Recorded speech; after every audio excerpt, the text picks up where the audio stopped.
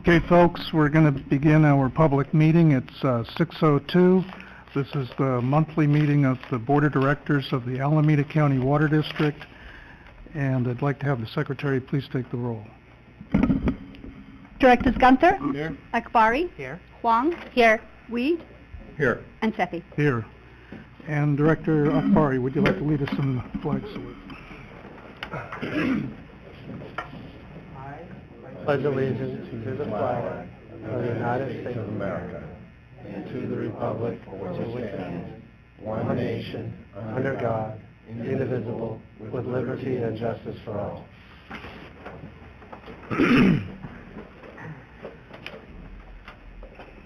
We're going to run through a very short part of our agenda, and then we'll turn it over to the students and President Sethy, if I may. yes. Just wanted to let the board know that the April 10th meeting minutes were revised to capture and clarify the director's attendance at meetings and the associated reports that directors made that evening. So just a minor correction to the meeting minutes that were in your packet. All right, we'll go to agenda item number 3, public comments.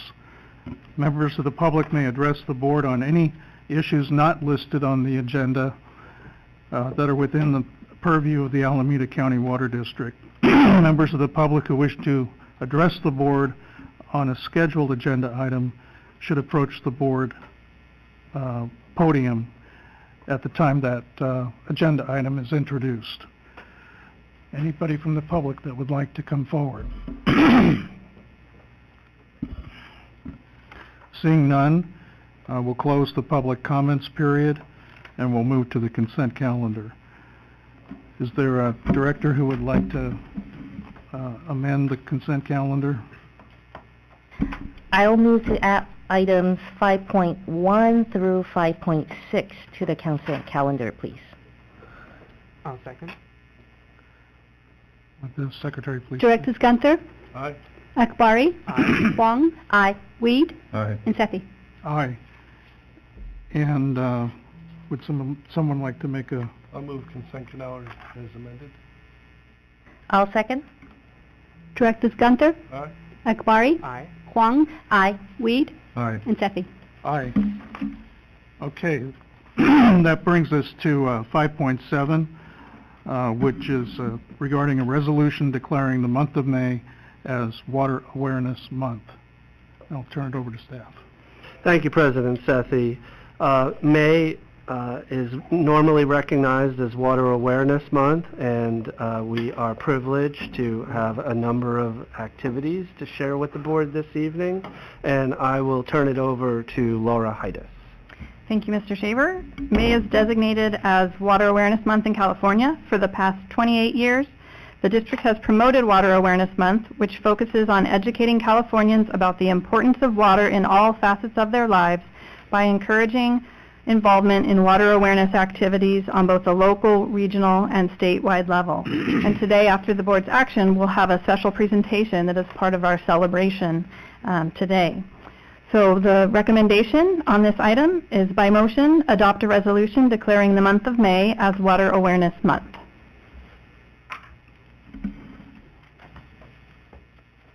I'll make the motion. A second.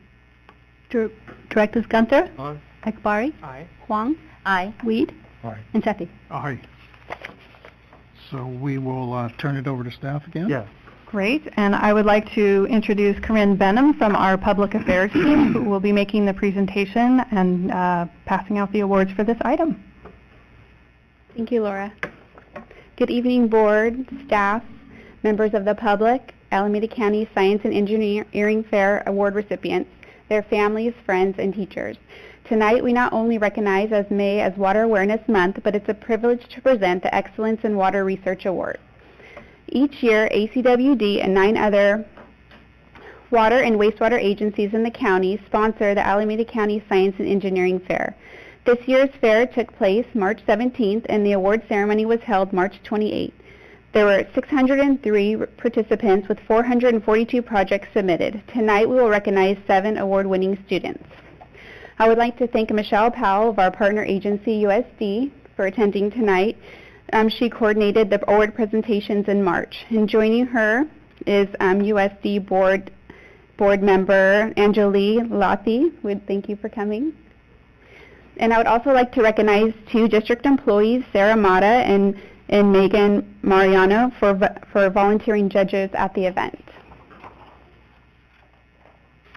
This evening, we'll present the Excellence in Water Research Awards, the first, second, and third place winners in the senior division and the second place winners in the junior division. Because we have so much talent in our service area and to have the opportunity to learn more about each of these projects, we're going to do things a little bit differently tonight. First, we're going to present the awards, and once they've been presented, we'll have a chance to visit each of the display boards in the back of the room and talk with the students to learn more about their projects. Now I would like to invite President Sethy down to help present the awards and the checks to the winners.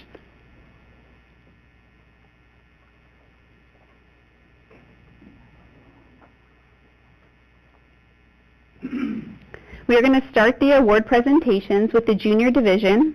The second place winners in this division are from Thornton Junior High, the project titled How Do Ocean Currents Affect Glaciers? I'd like to welcome down Om Bumkar and Vamal Salvarajan.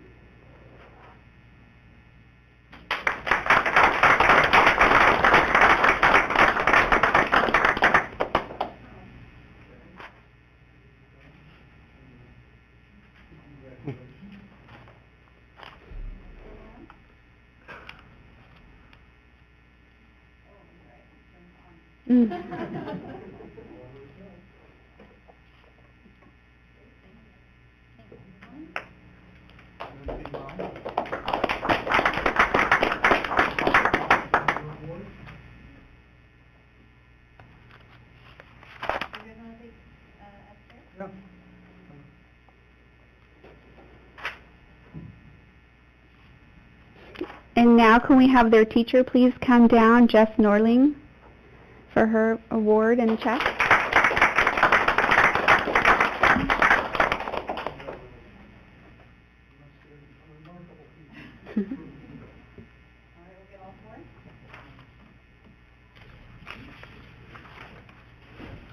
Okay, thank you guys. Okay, next I'd like to call down the third place winners in the senior division from Mission San Jose High School with the project titled Oil Spill Cleanup with Organic Material. I'd like to call down Ayushi Srivastava, Anika Mendarata, and Arthi Jagrai.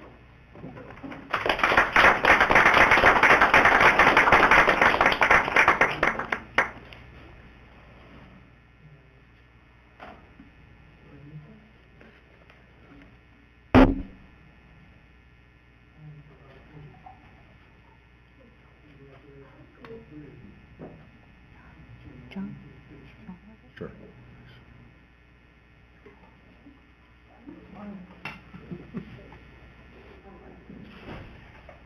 Okay, and can we have their teacher come down, please? Katie Cooey.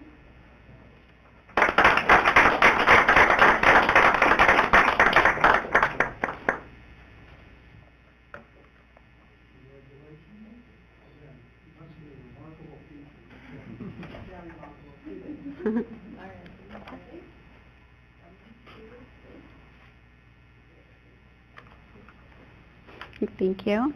And the second place winner in the senior division from Irvington High School with a project titled Design of Novel Solar Water Purification System Using Fresnel Lenses is Tuisha Kulagunda.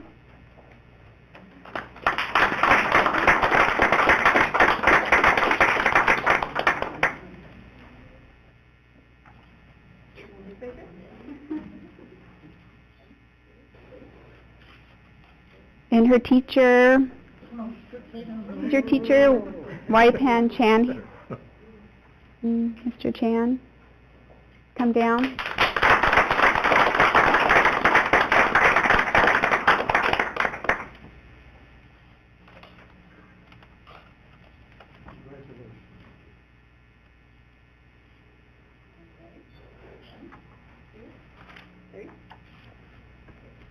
Thank you.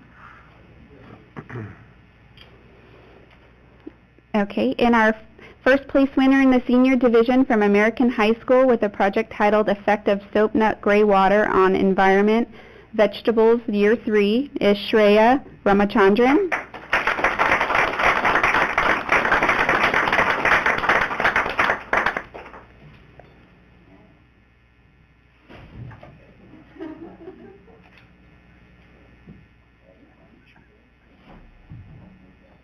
And her teacher, Ms. Sharma, was unable to attend tonight.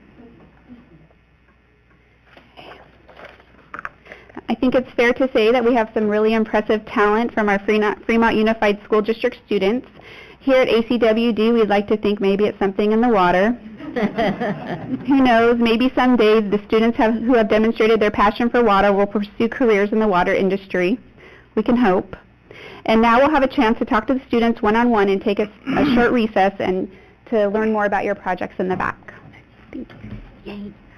We will adjourn the meeting right now and resume at 6:30, so we'll have a little bit of time to visit with the teachers and students.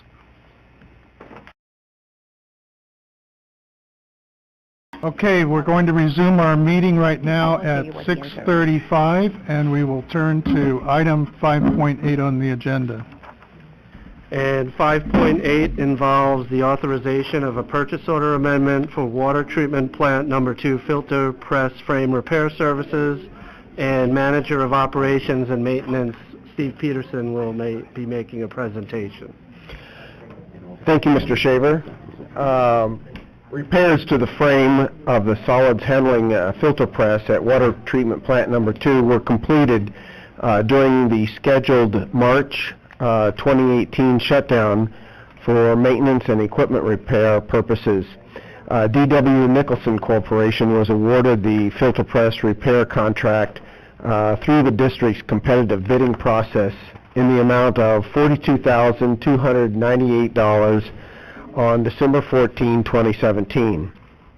Additional work beyond the initial scope of services, including additional welding to the frame and installing new mounting plates under the frame, was determined to be required to satisfactorily complete the necessary repairs.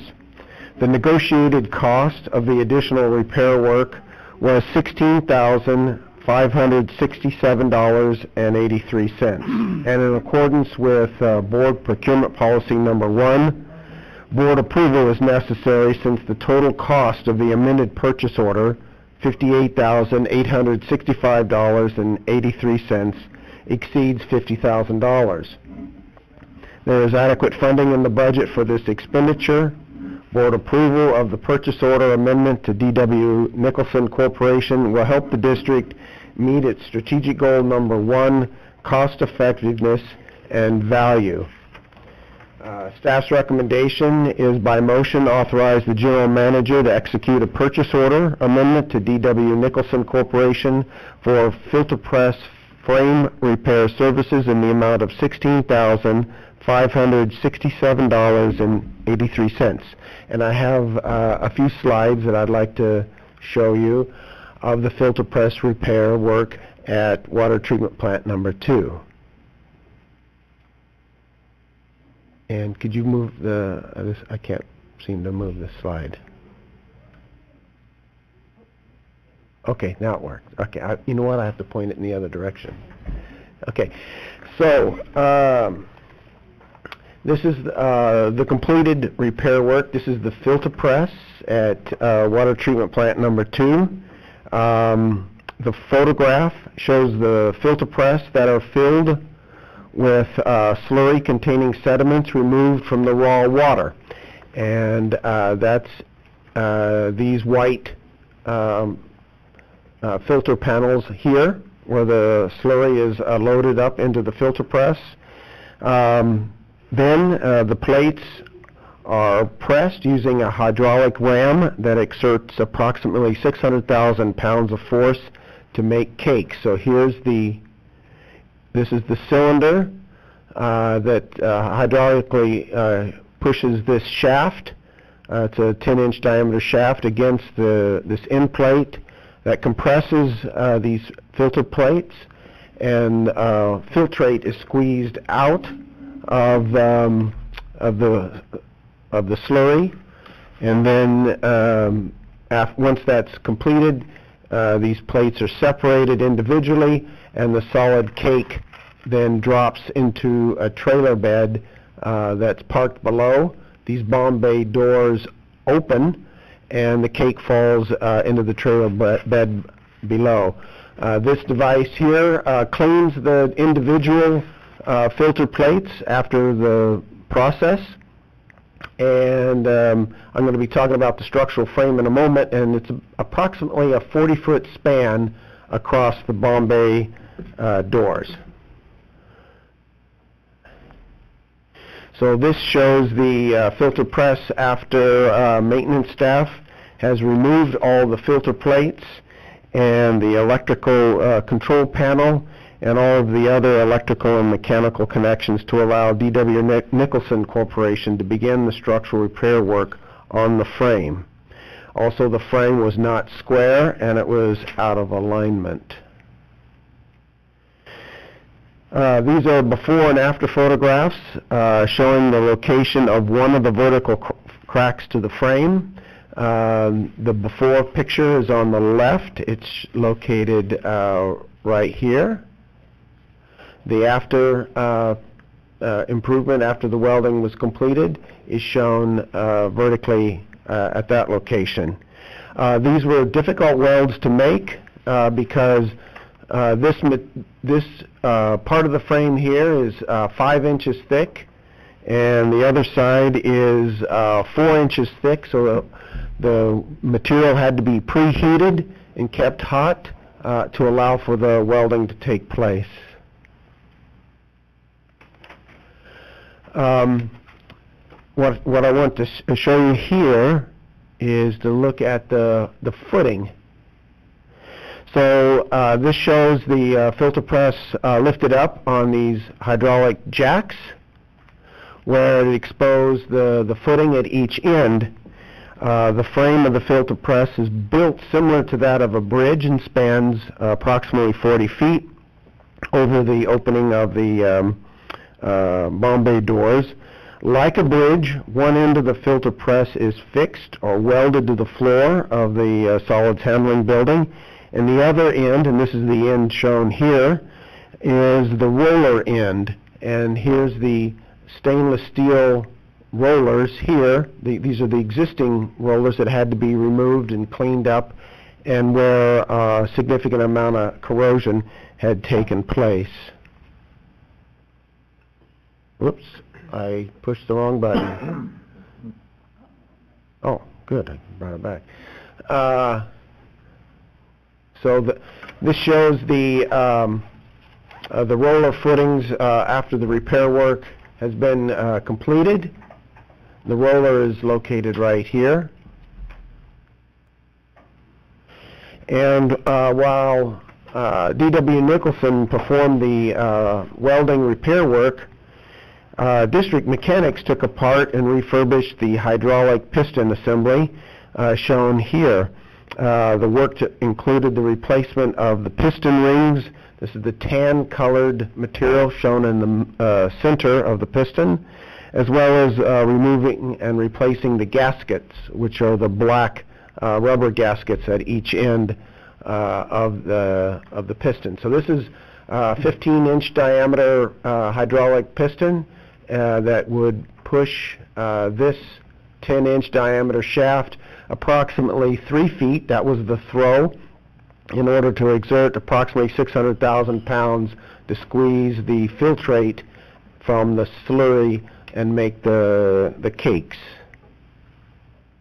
So here again is the final picture after the filter press was refurbished, and it took our crews working alongside the contractor approximately 5 weeks to complete the repair work during the March 2018 shutdown of water treatment plant number 2. So that ends my presentation. Thank you, Mr. Peterson. Is there any member of the public who would like to provide any input? Seeing none, I'll open it up for discussion here on the board. We had mentioned in the past a centrifugal dewatering unit that was at the South Feather River water treatment plant under construction. And I encourage you to look at that, just keep and get some information on what they did and what their costs were. It may be either in parallel or something we should look at, because this remains a relatively high maintenance piece of equipment. Actually, it's in terms of value, this machine is over 25 years old. Okay. And it has never been out of service for any length of time for that entire 25-year period where we've had to shut down water treatment plant too. So it's been extremely reliable and cost-effective. But definitely, when the work we've done here this past few months will probably extend the life of this machine 5 to 8 years. To replace it is on the order of $750,000 to $1 million. So I credit our staff being cost-effective in extending the life of this filter press. But that said, when it comes time to replace this machine, we will definitely look into centrifugal dewatering devices. All right, thank you. Nothing from me. When we bought the filter press originally, what was the expected life? When we bought the press, excuse me, what?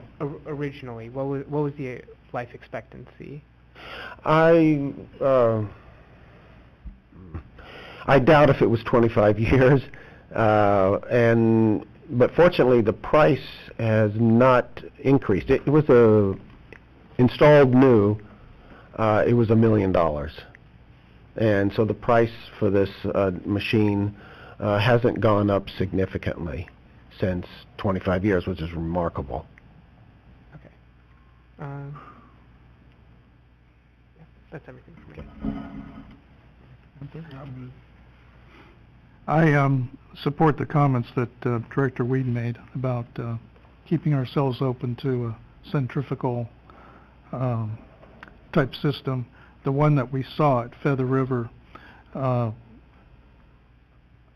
I've been many times in the TP2, what impressed me was how clean it was, odor-free, and limited in terms of space and convenience. So, and from what we heard, the technology has improved dramatically over the last 10 years. Most definitely. So would somebody like to make a motion here? I'll move the staff recommendation. I'll second. Directors Akbari, Gunther. Sorry. Director Gunther. Aye. Director Akbari. Aye. Director Huang. Aye. Director Weed. Aye. And Director Sethy. Aye. So we'll move to item 5.9. 5.9 involves authorization to enter into an agreement for emergency preparedness training and exercise consulting services. And again, this will be presented by Mr. Peterson. Thank you, Mr. Shaver. The district has an opportunity to improve its emergency response skills and capabilities with a planned full-scale emergency event by participating in a Bay Area regional emergency preparedness exercise called Yellow Command in September 2018. The Alameda County Office of Emergency Services will be responsible for coordinating exercise activities within Alameda County, and it will be the first time the district has participated in a Yellow Command exercise. The scenario will be a 7.9 magnitude earthquake on the San Andreas Fault.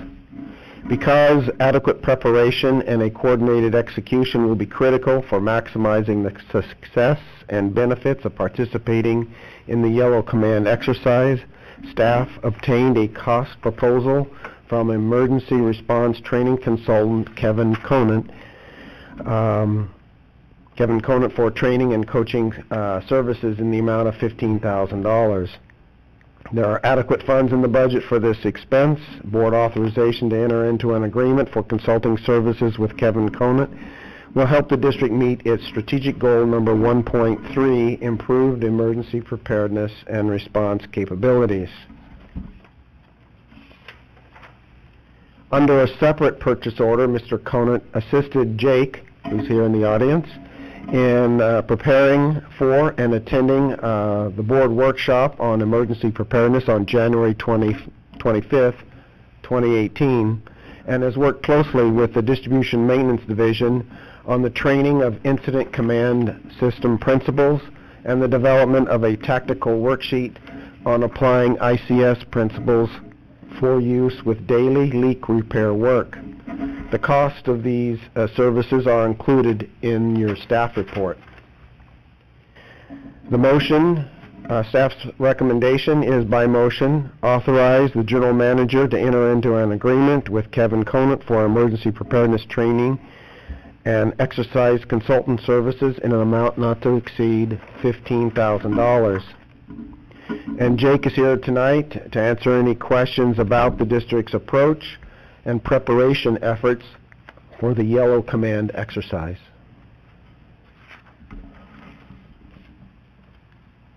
First of all, is there any public input?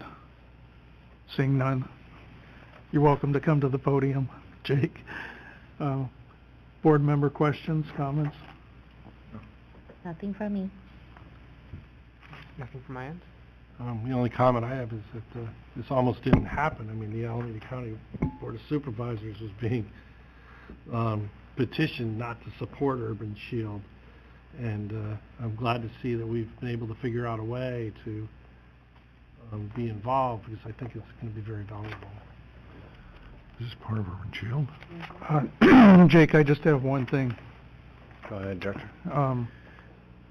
Yesterday was our annual meeting of the Southern Alameda County GIS Authority, the JPA that we sit on. Mm-hmm. I'm the appointed I was talking to Kathy representative. about that this morning. Right, and so when ACWD gave its report, it did talk about preparations and participation in Yellow Command. And the representatives from the city of Fremont indicated that they had no knowledge of this, including one of our council members. Mm-hmm. So Kathy Nelson committed to help provide the city of Fremont with some information. Right. And it sounds like she already was on top of that. Yeah, so it's a big agency. So I know for my equivalent, Alex Schubeck, the emergency plan for the city of Fremont, he's told UOSI, who's running this, that Fremont's playing. So their participation in Yellow Command is to open up a evacuation shelter, and that's their capability they're testing. Can we open a shelter at a location, get any given location, surge it with staffing, and take evacuees and process them? So the lady that was involved with the GI, she may not be part of that, so that may be why she's unaware of it. Mm-hmm. I brought Kathy in for our participation, exercising some emergency equipment and also testing some of our emergency management capabilities, because the county, their main role is as a coordinator with all these local governments, said, hey, can you shoot us some GIS information regarding distribution outages? And so I've got Kathy involved through engineering pretty early on to see if we could come up with some product that could be helpful for the county. Is the Fremont Fire Department involved in any way? So Yellow Command's a subset of UOSI, or I'm sorry, of Urban Shield, the Director Gunther was talking about. They're involved in that. So just a little background. Urban Shield is the famous exercise that takes place. It's a security exercise, right, every year. It's been going on, boy, it seems like maybe a couple decades now, and it's the whole Bay Area region. And it's usually cops and firemen that take place in the exercise. And just within the last 6 or 7 years, all the other emergency management folks that aren't cops or firemen usually city, county, special district, office of emergency services said, hey, what about us? You know, we still have an involvement during these emergencies, public health agencies, all those. And so Fremont Fire, to answer your question, they are involved with the larger exercise, which is Urban Shield. But the evacuation centers, that's being coordinated by a different city department? By Fremont Office of Emergency Services. Mm-hmm. So they're housed in Yeah. fire. It's actually two guys. It's my counterpart, Alex Schubeck, and his assistant. Oh, yeah, I met Alex when he first came on board, because I Yep. went to the fire department training Yeah. that they had for emergencies. Yep. Okay.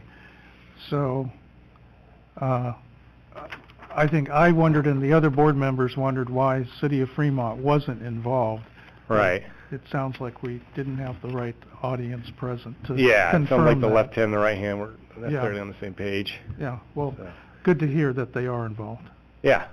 And, you know, me and Alex are like that. We see eye to eye and everything, and we've been involved with the planning on their end and my end since January. Good, thank you very much. Yeah, no problem. It's a really good event. I'm excited. All the great support I've gotten from the district going forward in this exercise. It's a good thing. Okay. Would somebody like to move the staff recommendation? I'll move staff recommendation. I'll second. Directors Gunther, Aye. Akbari, Aye. Huang, Aye. Weed, Aye. and Sethy. Aye. And so we'll move on to the big agenda item tonight, 5.10. Dare I say historic. Yeah. This item involves resolution authorizing support of and participating in California Water Fix and authorizing the general manager to execute various financing, implementation agreements, and related documents. And our manager of water resources, who is fresh in from yet another day in beautiful Sacramento, to attend our meeting tonight, will be kicking this item off. And I just want to express my thanks to Stephen Inn for his frequent and lengthy trips to Sacramento.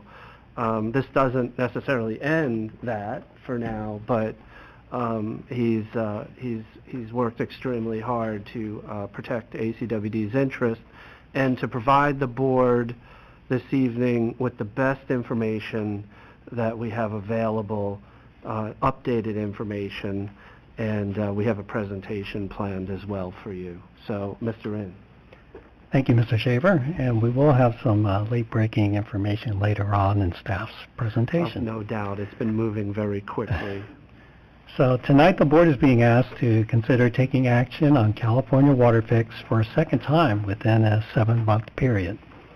The reason is twofold, since the board adopted a resolution in support of the California Department of Water Resources approval of California Water Fix on October 12, 2017. First, there have been some refinements to the project, which have changed ACWD's share of the project. And second, we are beginning to get into the details of the governance and financial structure needed for getting the project built. Since October, there has been a lot of media coverage discussing possible changes to the project and potential financing alternatives. Staff will update the board on these activities, but before we begin, I want to emphasize one simple point. The Water Fix project itself is unchanged from what was previously reported to the board back in October. Water Fix is a big topic, and there will continue to be a lot of public attention surrounding it, and we should anticipate that refinements such as these will likely continue for years to come until the project is built and in operation. Tonight, Sarah Mata is here, our Water Resources Engineer, who will provide an update on California Water Fix and staff's recommendation. Sarah has been on the front line analyzing the updates to this project and preparing the business case for California Water Fix. I would like to also acknowledge all the help provided by Jonathan Wunderlich, Herman Chen, and Thomas Neiser in evaluating this project. So at this time, I'll turn it over to Sarah.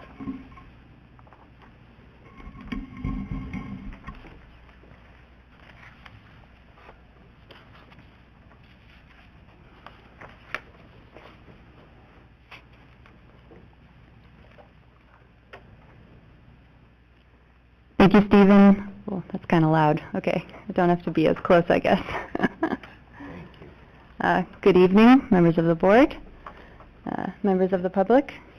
Tonight I'm going to provide an update on the California Water Fix project, specific to the shares of cost and benefits that ACWD is now apportioned.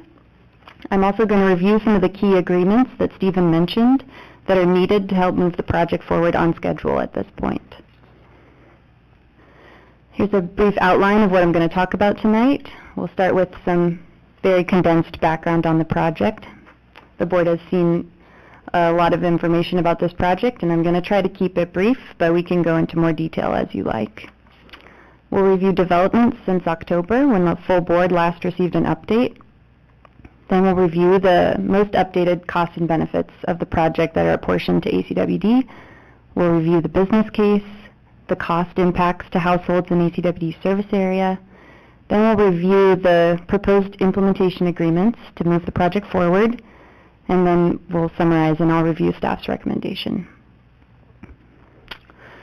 So the board is familiar, but in case there's members of the public who are not as familiar, WaterFix is a proposed infrastructure upgrade to the state water project. It would consist of 3 screened intakes off the Sacramento River in the North Delta with a combined capacity of 9,000 CFS. Water would flow by gravity to existing pumps in the South Delta. So from here down to the existing pumps in the South Delta. And it would flow into 40-foot diameter tunnels. ACWD has had a long history with the state water project. We were the first contractor to receive water from the project in 1962, and the state water project makes up 40% of ACWD's water supplies. Ever since the state water project was designed and built, there's been some proposal for alternative conveyance like WaterFix. The most current iteration of that proposal has been updated to the board regularly over the past several years, and staff has developed a very detailed business case to evaluate the project relative to other potential water supply alternatives. However, we now know there is no opt-out of WaterFix. As always, the Alameda County Water District has the option to sell a portion of our state water project contract. In October of the last year, the board approved a resolution in support of the project. However, since that time, ACWD's share of the project has increased to 0.694%, up from the previous 0.55%, and we'll be going into more detail on that change. So since October, in March of 2017, the state water project share of the complete WaterFix project increased from 55% to 67%. And in concert with that, ACWD's share increased from 0.55% to 0.694%. The slightly larger than 1% of the current state water project share is due to the fact that there are some state water project contractors that are upstream of the project, and they have been factored out of the current shares of the project. So of the remaining south of Delta state water project contractors, ACW is actually slightly more than 1%, and that's why that 0.67 number is slightly higher. In April of last year, Metropolitan Water District voted to fund the unfunded Central Valley project share, which helped move the project forward as the current design and also solidified the project shares. So in summary, as Stephen mentioned, there's no change to the physical hardware of the project. It's simply a project share change. So I'm going to review the shares a little more in detail. This is just a visual of what we've been talking about, the change in shares. So in October, the state water project made up 55% of the total project, and ACWD, as a 1% contractor for the state water project, had 0.55%. Oh, sorry, some of those text left, but now the new state water project share is 67%. Factoring out the North Delta state water project contractors who could not physically participate, ACWD's remaining share is slightly higher than 1% and you can multiply through those numbers to see our current share, 0.694%. In terms of capital cost, our portion of the total capital cost of the project is now $116 million. And that's capital cost unfinanced. We'll go more into financing. For comparison, before these shares were released in the previous years of analysis, staff has assumed $106 million as our share of the capital cost. And I just share that to assure the board that this is in the range of what we've been looking at for several years. So more detail on our share of the costs and benefits. Our share of the incremental water supply benefit of the project is estimated to range between 5.6 and 12.5 thousand acre-feet per year. This range is due to several different modeling scenarios that were used to estimate this future water supply benefit. To be conservative, staff has used the lowest water supply benefit in this range, or 5.6 thousand acre-feet per year. The capital cost we reviewed on the previous slide, $116 million. Future O&M costs apportioned to ACWD would be about $700,000 per year starting in 2031. And if you divide these numbers through to get a unit cost, it ranges anywhere from $500 per acre foot to $1,200 per acre foot.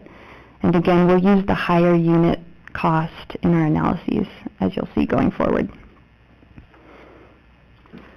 So one of the main benefits of WaterFix is that it protects our existing state water project supplies.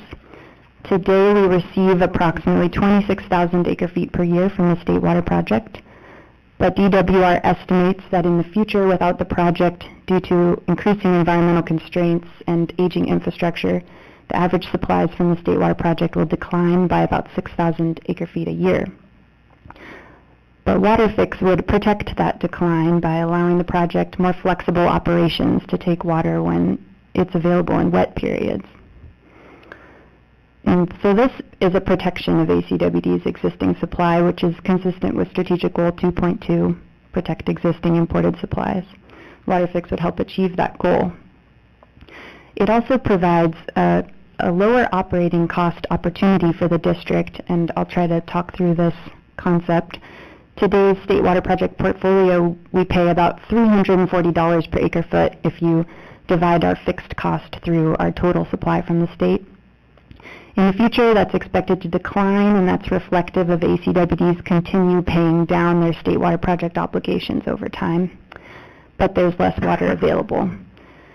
WaterFix would be a slightly higher incremental unit cost, but if you blend that together to create a total state water project contract cost, on average, it would be $460 per acre foot, which is slightly higher than what we're paying now, but it would maintain our existing level of supply. And just for comparison purposes, in terms of supplies we have available today that we could leverage if we needed to make up this difference, we have our San Francisco contract, which has an optional purchase of about 7,000 acre-feet per year, and that's the difference between our guaranteed supply and our minimum purchase. So these are optional purchases we could make, but in the future, those supplies are projected to be about $2,200 per acre foot. So if we can leverage the WaterFix supplies to avoid purchasing San Francisco supplies, we can actually keep our operating costs lower. We've done a lot of modeling on this, and the average cost savings we could achieve by avoiding San Francisco costs in the future is about $1.5 million a year. But we haven't factored that number into these analyses in order to be as conservative as possible, but I do want to point that out to the board. So the summary, this slide shows that WaterFix is a cost-effective future supply and can help keep operating costs lower. Now we'll move on to the business case. I'm going to try to stay very summary level on the business case. There's a lot of detail here, and we can go into that more detail if you would like. But for now, I'll stay at the summary level. So the business case compares WaterFix to other water supply alternatives that the district is currently evaluating. But I want to point out that there is no opt-out option of WaterFix. The only choice ACWD would have to opt out is a choice we always have, which is to sell state water project contract supplies. And in today's California water market, I'm sure you hear it a lot, but there would be willing buyers. The business case shows us that WaterFix is a reasonable cost compared to other water supply alternatives that the district is currently evaluating. And the analysis also shows that WaterFix helps protect state water project supplies against potential seismic, climate change, sea level rise risks to the state water project supplies as they move through the delta. So here's everyone's favorite matrix. The WaterFix row has been updated with the most recent costs and benefits. There's a lot of information on this slide, and this is just a high-level summary of even more information that is available if we want to dig into that. You can see that WaterFix, although there's a wide range of unit costs, it's fairly reasonable compared to the other water supply alternatives we've been evaluating. I do want to point out that WaterFix being built doesn't relieve us of our need to continue to evaluate water supply alternatives. I know I'm preaching to the choir probably, but the future will probably be a combination of water supply alternatives and most likely even new water supply alternatives that aren't on this list yet. So we've been looking at the cost of the district as a whole, but I want to narrow in on what the impact would be to households in our service area. So this analysis was done by staff in the finance department. I'm going to briefly review it, but if we have nitty-gritty details, I may need to refer to the manager of finance to help answer them. So we used financing assumptions provided by the state water contractors. These are slightly updated from the October analysis, reflective of higher interest rates, and that's reflective of the current market, as well as slightly longer financing terms, and that's reflective of what the state water contractors feel is most realistic that will be used to finance the project. The cost impacts increase over the next 15 years as the project is being constructed and more financing is being issued. The cost plateau for a period between 2033 and 2057, and then they decline after 2057. So as I said, staff has analyzed the total cost impact to a typical household in ACWD's service area. Here we have the cost impact. It's about $4 to $5 per month per household. And this number is independent of how these costs are collected. So regardless of whether it's collected through a water bill or a property tax, the average cost to a household will be up to $5 per month. These are in 2033 dollars, so if you deflate them back to current year dollars, it's about $2.40 or up to $3.20 per month. All right, so that concludes my review of the costs and benefits. I'd like to move into reviewing the proposed agreements to move the project forward at this time. First, in order to participate in any of these agreements, ACWD would need to adopt DWR's CEQA analysis.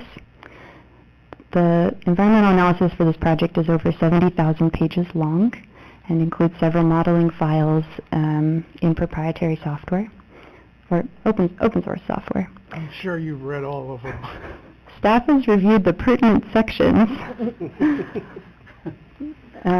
as well as the summary documents. We've also relied heavily on the state water contractor staff who have done a more detailed analysis.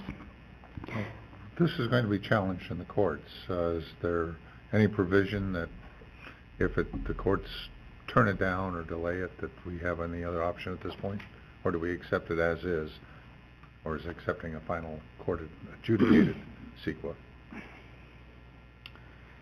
Maybe I can refer to counsel for this one? Well, we can save that question for the end. Okay. I'm sorry, finish your presentation.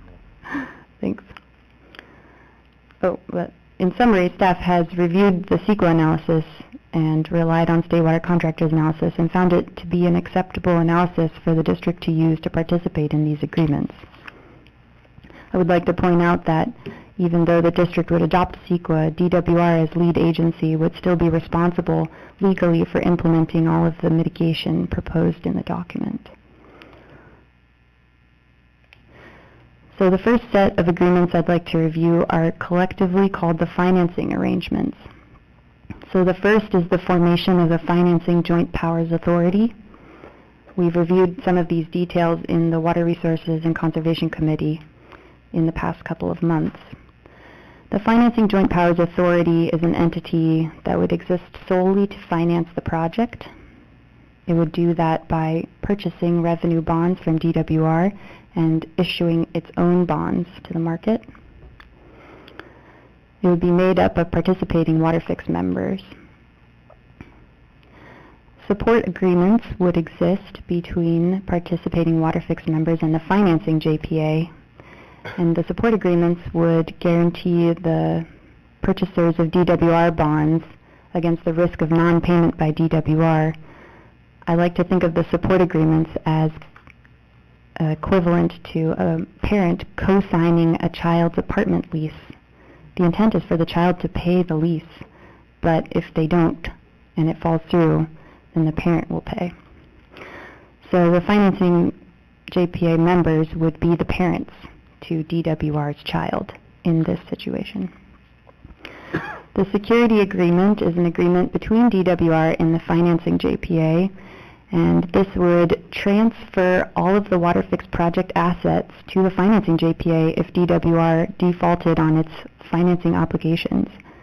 I like to think of this agreement as like a bank putting a lien on your house when it gives you a mortgage. So the financing JPA is the bank putting a lien on DWR's WaterFix house if they don't pay. The next agreement is the formation of the Delta Conveyance Design and Construction Joint Powers Authority. This is an entity whose sole purpose is to complete the design of the project and then construct it. It would be made up of participating water agency board members or staff, DWR staff, and other contracted staff. It would dissolve when the construction is completed, and DWR would take over all operations and maintenance of the WaterFix project. And I think Stephen might have some most recent updates for us on this agreement.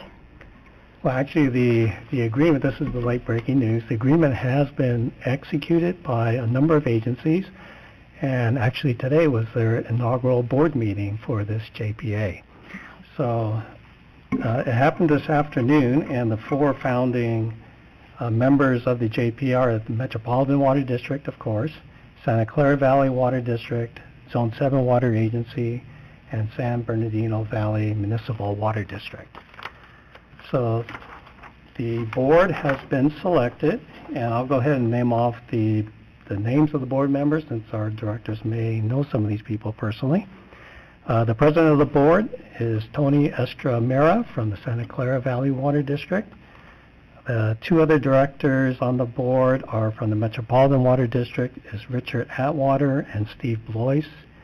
And then the secretary of the board is Sarah Palmer from Zone 7 Water Agency. So these four members of the board convened today, and it was a big to-do. It was lights, cameras, and everything. And DWR also introduced a new office that has been formed to manage the work of the DCA. And it's going to be called the Delta Conveyance Office. So the DCA president and the DWR director, Carla Nemeth, they signed a joint exercise of powers agreement today, and it calls for the DCA to construct California WaterFix on behalf of the state, and with ongoing oversight by DWR. Another significant action they took today was to appoint an interim executive director. And once again, it's a familiar name to all of you. It's Jill Durick, who just recently retired from Zone 7 Water Agency. She has agreed to serve as interim for a period of up to 1 year or until they hire their permanent executive director.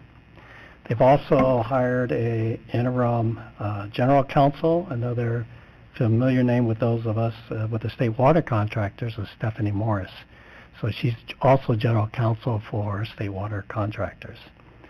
So this was the big kickoff, and the whole project is now in gear, and they stated today that the goal is to break ground before the end of the year.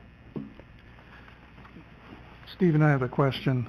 Isn't there a fifth board seat that is to be shared by the remaining state water contractors? That's correct. There is the fifth board seat. That one has been reserved for Kern County Water Agency, assuming they take a vote to be part of this JPA. I see. Okay. So the at-large seat that you're talking about was filled by Zone 7, since they were the first agency to elect to join the JPA. Mm-hmm. Okay, great. All right. I still have a couple more slides. So if we had been a little bit quicker, since we're a larger agency, might we have gotten a board seat? There's actually still a possibility because members of the JPA are going to be joining over the next few weeks or maybe even a couple months. There's a clause in the agreement for the next 5 months. Any other agencies that sign the agreement can become members of the JPA, and the seat at large still needs to be resolved. Oh, that's really intriguing. Okay, so back to Sarah. Sorry for the interruption. Not at all. I'm also interested to hear the breaking news. Thank you, Stephen. Sure. So the final agreement... By the way, I was sitting at lunch last week with Jill Durig for an hour, and she never hinted at anything.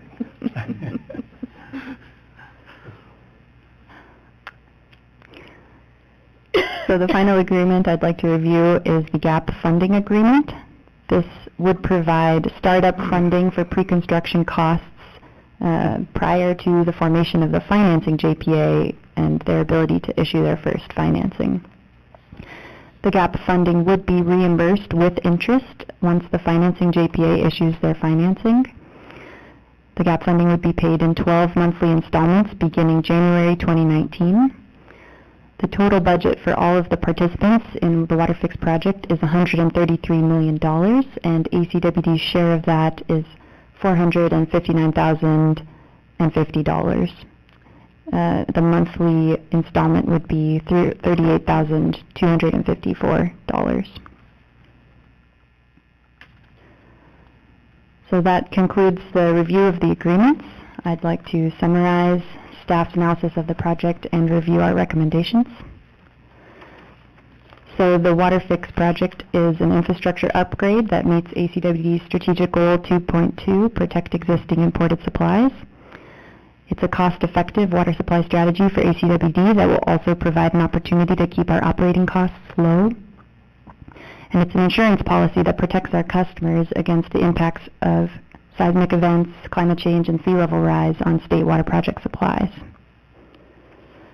So in light of that, staff is recommending that the board, by motion, rescind resolution from October. Should I read all of these? Is that good? Okay. Rescind resolution 17067 from October and adopt a resolution that updates the district's support of California WaterFix. Takes action as a responsible agency in connection with the final environmental impact report prepared by the Department of Water Resources for California WaterFix. Authorizing the general manager to execute agreements and related documents as may be necessary for participating in and implementing WaterFix, including the Joint Powers Agreement creating the Financing Joint Powers Authority, the Joint Powers Agreement creating the Delta Conveyance Design and Construction Joint Powers Authority, and the agreement for contribution of money to the Department of Water Resources by certain state water project contractors for pre-construction planning costs of the California WaterFix, which we have referred to as the gap funding agreement. So with that, that concludes my prepared presentation, and I'd be happy to answer your questions. So, I'd like to invite any members of the public to come forward and express their input or interest in this issue. Seeing none, I'll turn it back to the board for discussion. How about if we go to the end of the board? Questions, comments? I'd note that the board has never rescinded its support for the Purfield Canal. But a different generation, different age. 15,000 cubic feet per second with a small fraction of the cost. The I'll be supportive of the action, so my comments should be read into the idea of what we're looking at, and the recognition that this is an ongoing process and hasn't been, and will be modified as we go along, and make some suggestions for some modifications. I'd be interested in the name of the districts that were excluded from the this current round and got off the hook. I believe it's Napa County and Solano County. Napa and Solano? Okay. I believe that's the case. I wonder how they got involved in the first place then. Yeah. Unless it was the intakes. Who knows? There are 5 northern contractors, but I can't find their names right now. There's 5 northern contractors. 5 northern? North of the Delta that receive no benefits from the project, and so all agree they should not pay. What I find curious is that they were even involved in the original calculations and that gave us a lower buy-in. For when the project first began, or? No, when fairly recently, we adopted a approval at a 0.55. So there's a little long story there, but... No, a different time, different place, so it'll be interesting to hear the names. We talk about the ability to sell our allotment, but has there been any discussion about the ability to market the Table A water so that we can actually, during a drought, since we are water rich compared to other districts, that we can have a return on that investment? Unfortunately, DWR has not expressed support for the concept of a market amongst the state water project contractors, but Stephen's been involved with the contract extension discussion, so he might know more. Yeah. Currently, right now, the state water contractors are going through a public process of amending the current contract in order to make WaterFix work for some agencies. The ability to transfer or exchange water is critical for these agencies because they simply can't afford WaterFix. And this is going to be the mechanism for which they can offload those costs. So these contract negotiations have been going on weekly, and the goal is to finish up the negotiations next month with the goal of wrapping up the whole amendment by the end of the year, so it coincides with the construction of the project. This gives sufficient assurances to these agencies that can't afford WaterFix that they'll have the ability to move these costs off of their bills in the future. Might we be on that list if with? Well, these apply to all contractors. All contractors, it's not going to be just that group. Okay, so there is a potential for a water market to be created of Table A. It's very much headed in that direction. DWR has been very cooperative in understanding the contractor situation. Okay. I'd just like to add to what Stephen N. reported. Currently, we are, in cooperation with DWR, can make exchanges, but the time is limited typically to 1 year. So what we're talking about here are more exchanges that cover a greater duration, 10 years perhaps. So that's what's different. But currently it's limited to the state water contractors. We cannot go to an outside party and get involved in an agreement. That's correct. Even in the new paradigm, if we're going to have this new contract amendment adopted, it's still within the state water contractor family. Okay. The state water contract itself is due to expire, or has to be renegotiated and terms out in 2033 to 2034 timeframe. Is there, are these amendments tied to the current contract so that it comes back up for renewal and can be discussed again in the 2033-2034 period time frame? So there's actually 2 contract amendments that are being worked on. The first contract extension is actually going through the final process and will extend the contract by 50 years. 50. So that the board will probably see that within the next year. Okay. And since this is, Garamendi has promised litigation to delay this by at least 10 years, We're looking sometime around the current termination date of about 2033, 34 before we, and under that scenario, that we see any water from this project. And that's when our commitments kick in before that during the construction, I would assume. So what I'm suggesting that we're not going to be able to start it for about 10 years, and it'll take another 5 to 6 years. So we're not going to have to come up with any real money unless it's legal defense for the I would suggest for the next 10 years. Well, if we're talking about water fix itself, we're going to start seeing those costs probably as soon as our next statement of charges. But if are they construction costs or are they planning and development costs? These will be to fund the design and construction JPA, the finance JPA, there has to be payment on bonds. So all this is going to start kicking in over the next few years. And then the ramp up when we start into construction. Correct.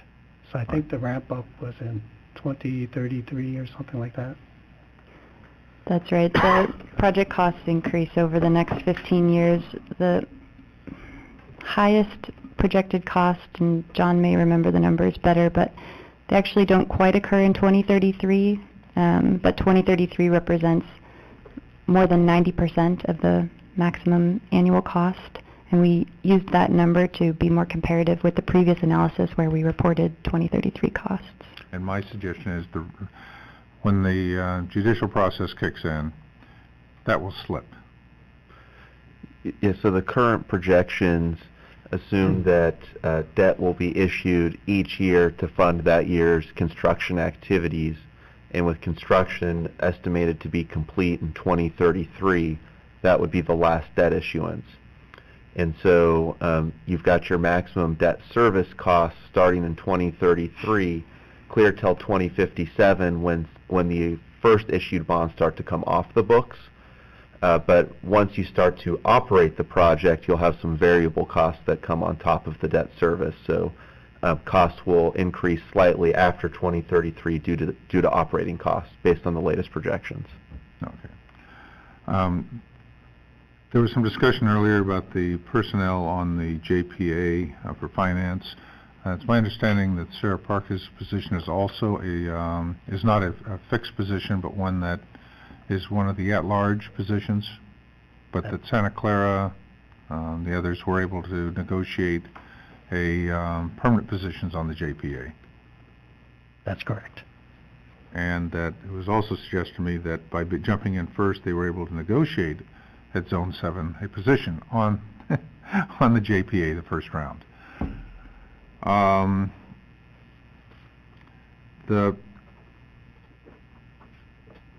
In my wish list, well, the next question, before I go into the final wish list,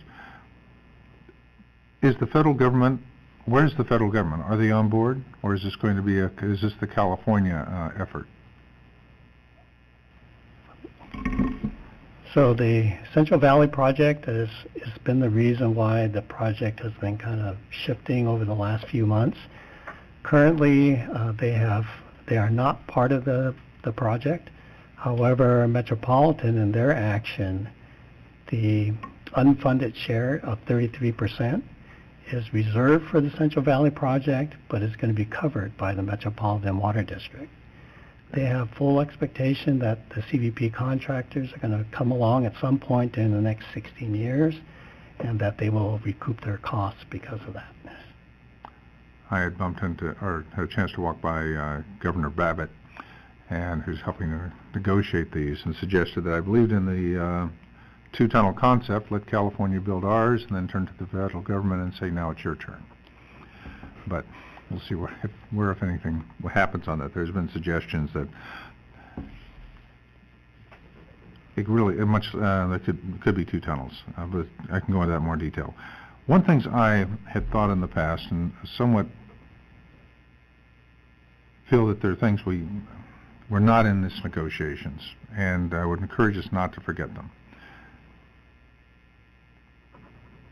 DWR has control of Del Valle Reservoir. It should be part of the California Water Fix to have it running and working as built and designed, and it's unfortunate that it's still floating out there on the side. The second comment is, even if we get the tunnels, we still have to get it down the South Bay Aqueduct, which has reached the end of its service life. I've suggested that the South Bay Aqueduct be added to the California Water Fix. Beneficiaries pay, so we would be one of the 3 South Bay contractors to have to pay for it, not the other contractors. It does not require CEQA because it's maintenance of an existing facility. But that approach at least gives us a mechanism for getting it accomplished. And assuming it's $1 billion, another $1 billion from the financing project on a $20 billion project ain't that much. So I encourage you to consider in your discussions, as part of the California Water Fix, that they consider expanding and coming up with the South Bay Aqueduct to address the issue of the South Bay Aqueduct. DWR is doing an additional analysis on the condition of it, and it would be a shame to see the tunnels built and this leaky pipe, which will be down a good part of the time, not being addressed. So, thank you. May I ask a question, Director Huang, just to follow up on one of Director Wheat's points? Since Westlands and voted not to support California Water Fix, is there going to be an opportunity for Westlands or any other operator on the Central Valley project to suddenly come back and say, oh, I want to buy in to what is going on, now that everyone else is paying for it? How would that work? So and what will be the entrance penalty cost for trying to do that? So that the way that the project has shaped up now, it's going to be between CVP contractors and Metropolitan Water District. The rest of us are kind of shielded from that because Metropolitan's covering their portion.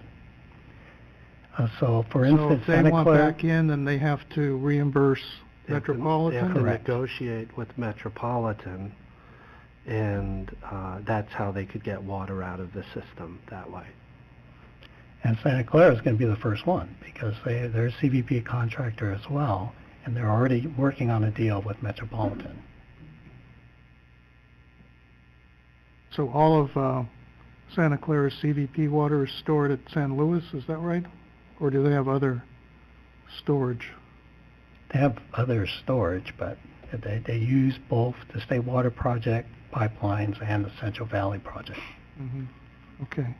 There was suggested, at least in one newspaper article, that they had an arrangement to get the Pacheco Reservoir reappraised by the California Water Commission to be an acceptable project. Yeah, quid pro quo. Director Huang? All right, so I guess since there's no opt-out, let's skip the part about what I think we should or should not participate. But since we're participating with no choice, we should invest to protect our interests and our existing investments.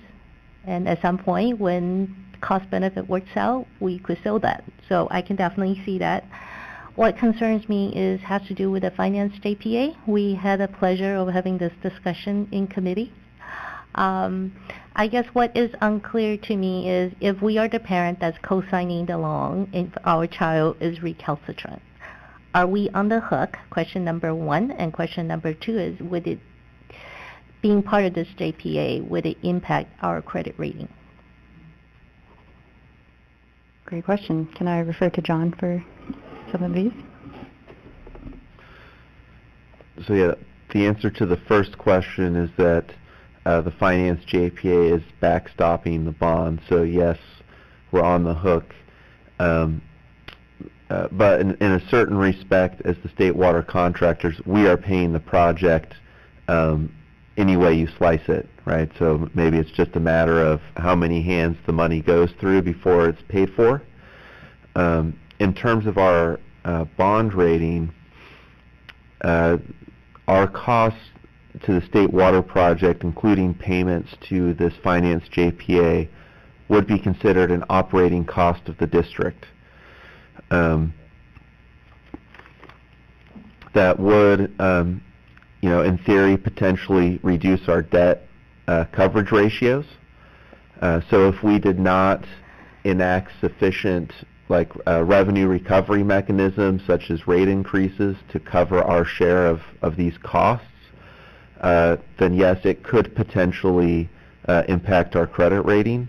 But if we did sufficiently address these new costs through rate increases, then it should not have an effect on our credit rating. Okay.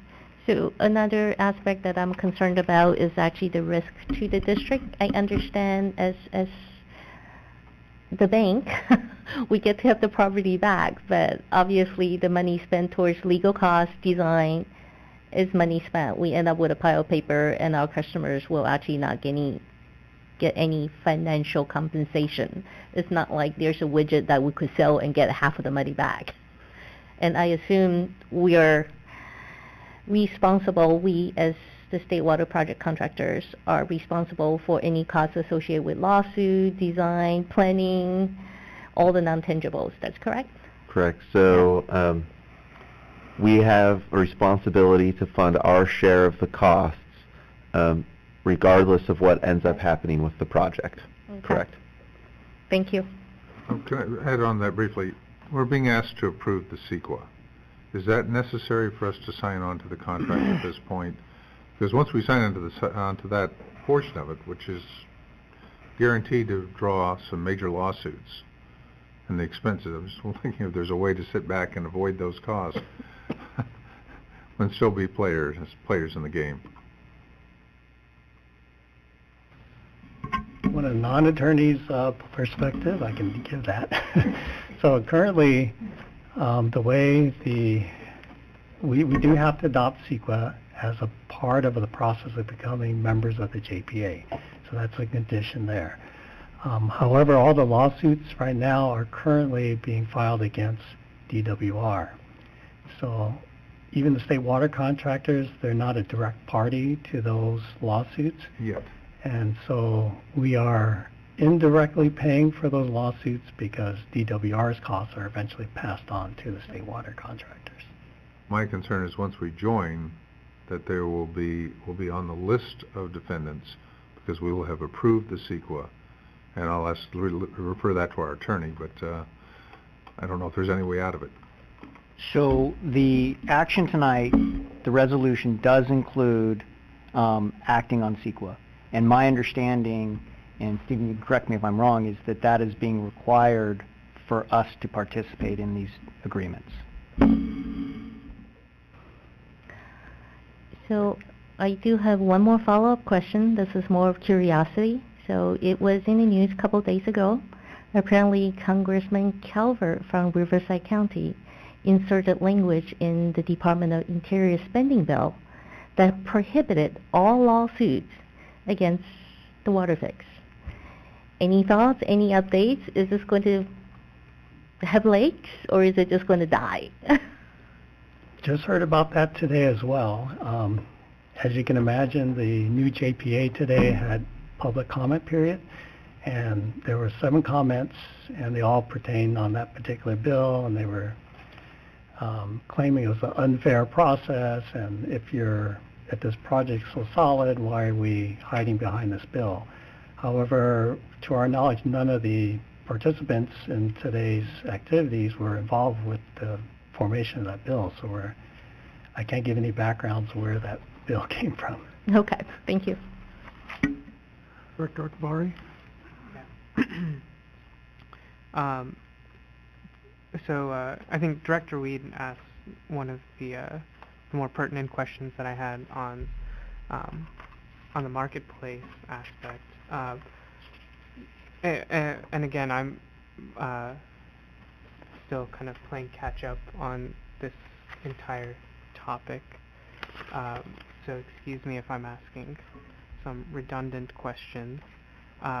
In terms of the impact to our ratepayers, when would that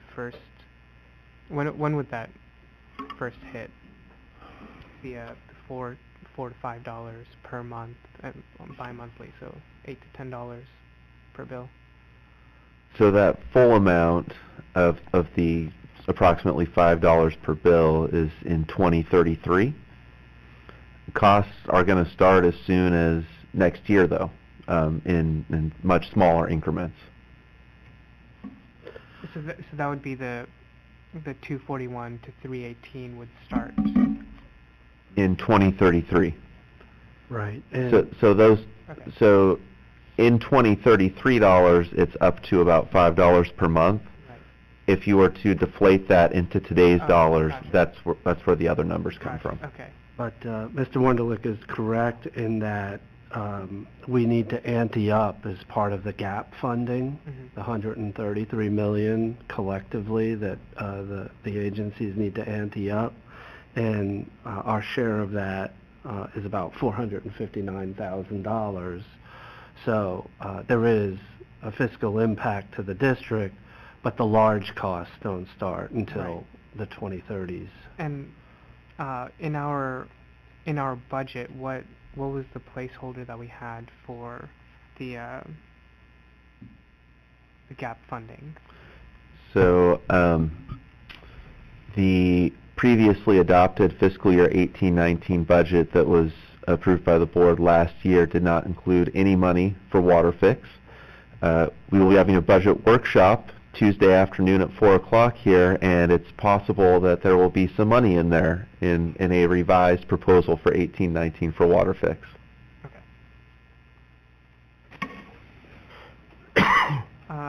And then on the DCA JPA, what is the term limit on the at-large seat? That's a good question. I will have to look into that and get back to you on that one. Okay.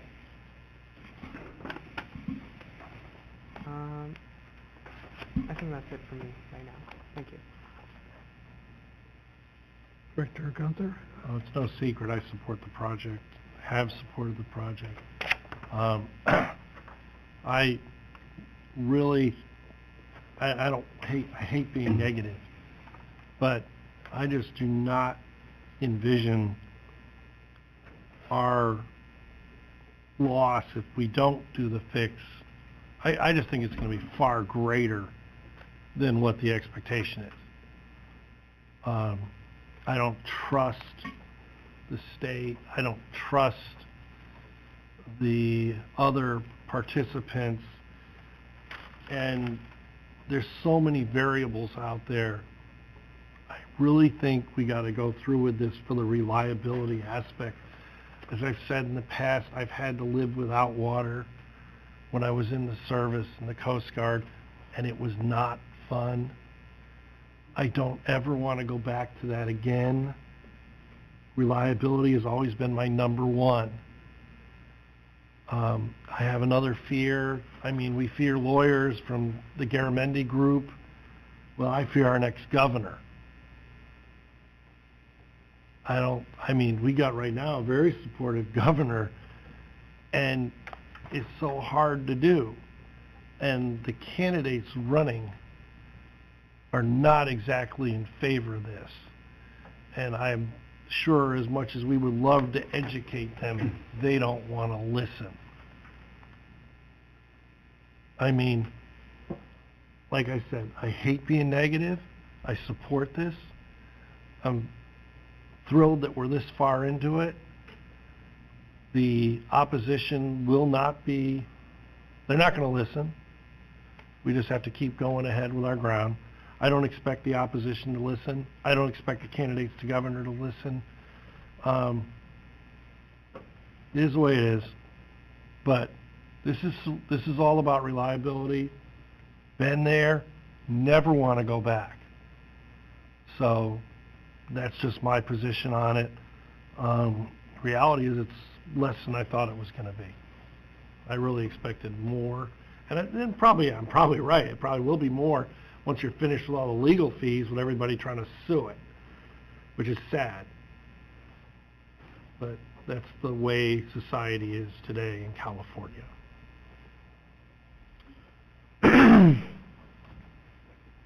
I have been in favor of a solution through the Delta from day one of the style that Governor Brown has proposed. I was in favor of the peripheral canal when it was being considered in the late 70s, early 80s. This board voted multiple times unanimously to support the peripheral canal, but our community voted 80% against it. I agree with Director Weed. It actually was a much lower cost solution and would have helped California out a lot at that time. This is contrary to what you hear in a lot of press. This is not a water transfer down to Southern California. They're not going to suck Northern California dry. This is all about reliability in a delta that's very vulnerable to sea level rise, the possibility of a major earthquake where levees would come down and seawater would rush into the delta.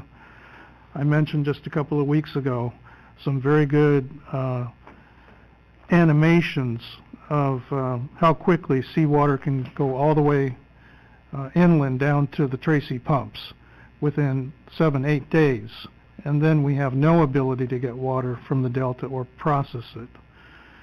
So, like Director Gunther said, this is all about reliability with essentially the same amount of water supply coming into our area.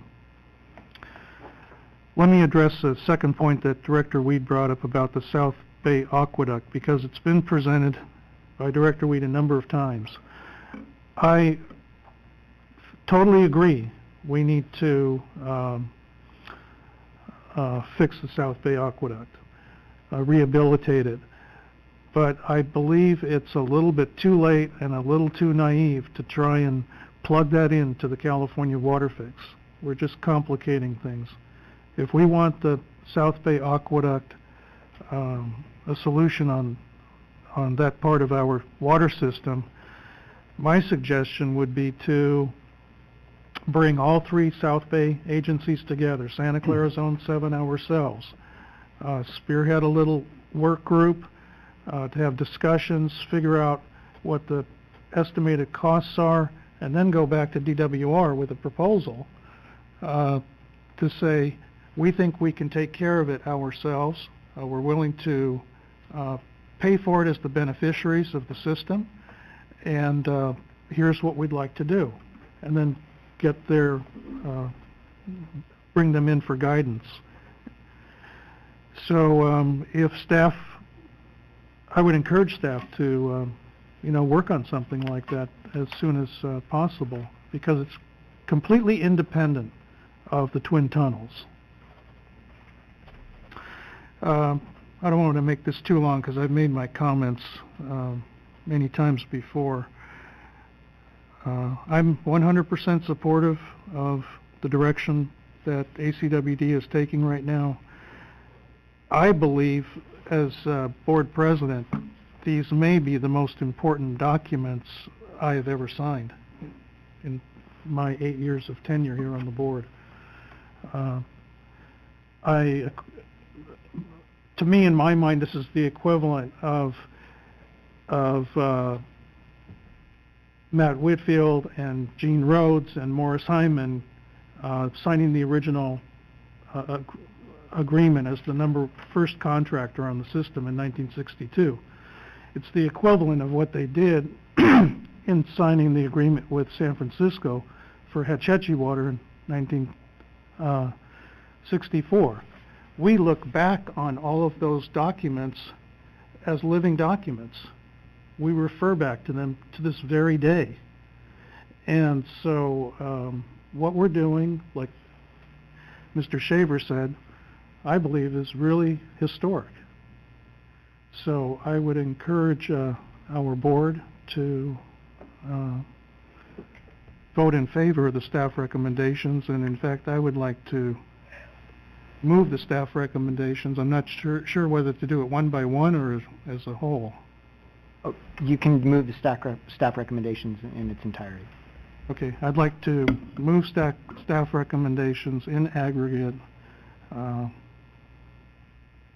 as laid out by the staff. Is there a second? I'll second. Directors Gunther, Aye. Akbari, Aye. Huang, Aye. Weed, Aye. and Sethy. Aye. If I might make a short comment, I note that we have our Tri-City Voice representative here in the back, and it may not be fully realized, but at other board meetings, this has been a real struggle within communities to come to support of California Water Fix. At Santa Clara Valley Water District, it took 5 hours to get through 40 speakers, all in opposition to the California Water Fix, and only 2 that were in favor from the State Water Board and DWR. So for some communities, it's a real struggle, but as the first state water project contractor, I'm really proud that we've been able to help educate our community and help them understand the importance of what represents 40% of our water supply. So thank you to the entire board. So at this time, we're going to move on to reports. Are there any director comments on reports? Okay, could we move on to staff presentation? Actually, staff does have, under operational reports, some information to share with the board under item 6.2.2, quarterly projects review. Just a brief update, and that will be provided by Mr. Stevenson, if that's okay. Thank you, Mr. Shaver, and yes, I'll keep this very brief, but I just wanted to highlight a few of the important milestones that have occurred over the last quarter on a number of projects that the board has seen over the years, and so I just wanted to bring the board and the public up to speed on some of these projects. So I'll go right into it. At the Washington Boulevard Interstate 680 Pipeline Improvement Project actually included water main renewal of two pipelines, one on Washington Boulevard and one on Paseo Padre, totaling about 2,200 feet of pipe, 12-inch main of both steel and ACP main. And those pipelines were at the very top of our water main renewal priority list due to their maintenance issues and increasing costs and the need to get those pipelines back in service and renewed. So they were renewed with a cured-in-place pipe system, fully structural system, through the contractor Synaxen using the Aqua Pipe structural lining system. That project was awarded in February of 2017, and the awarded cost was $897,150. The final cost, $828,532, and that construction was completed in February with a bit of a reduction in the overall cost as a result of some minor changes to scope and also some liquidated damages assessed to the contractor for late completion. So that project is complete and the pipelines are in service. The water treatment plant number 2 programmable logic controller project, that the board has seen that over the last 4 years. That project was completed in 3 phases over 3 years during the water treatment plant maintenance period when the plant was shut down for maintenance. The 3rd phase was just completed in April, and as the board has seen in the past, the project included the replacement of 5 programmable logic controller panels and 41 remote input-output drops throughout the plant to various field devices. It was a great deal of work that involved both engineering staff, as you can see in the lower left, and also a great deal of support from operations staff, facilities maintenance, and others. So we're very happy to have that project completed. The Phase 3 construction work was awarded in September 2017 at $716,658. The final cost was $729,368, about a little less than 2% change orders. And then finally, just sort of the hot off the press, the board is aware of the Rubber Dam Number 3 fish ladder and fabric replacement project, which was the construction contract was awarded in February. That construction is underway. It began actually the moment that we were permitted to begin work in the creek due to permit conditions, and that was Tuesday. So the photo that you're looking at on the screen here shows the work that the site as it looked yesterday, and you can see that we're looking at the site from ACWD's Vallejo Street property, looking south across the channel. You can see the railroad track crossing here. And so the activity that's going on in the creek right now includes preparation of the site for construction. So you can see the beginnings of a cofferdam here. That'll be the upstream cofferdam. Some fabrication and installation of diversion pipelines. That's what's shown here. And a good deal of equipment in the creek. A little temporary bridge over some water in the creek, and then access ramps and so forth have been constructed. So there's an awful lot of activity happening out in the creek right now. And so things are moving fast. So the board recalls that we had the groundbreaking on April 23rd and the public tent event on May 2nd, and the rubber dam bladder itself is on its way. It's literally on a slow boat from China on the way to the construction site and should be here early in June. And that completes my report. I'll leave you with this photo of our own Laura Heides manning our public information tent there at the Rubber Dam 3 site on May 2nd. That completes my report, and I'll be happy to address any questions if there are any. Any questions from directors? I don't have any either, so thank you, Mr. Stevenson. Exciting to see that we're really moving forward. I'll take a hike over there this next week.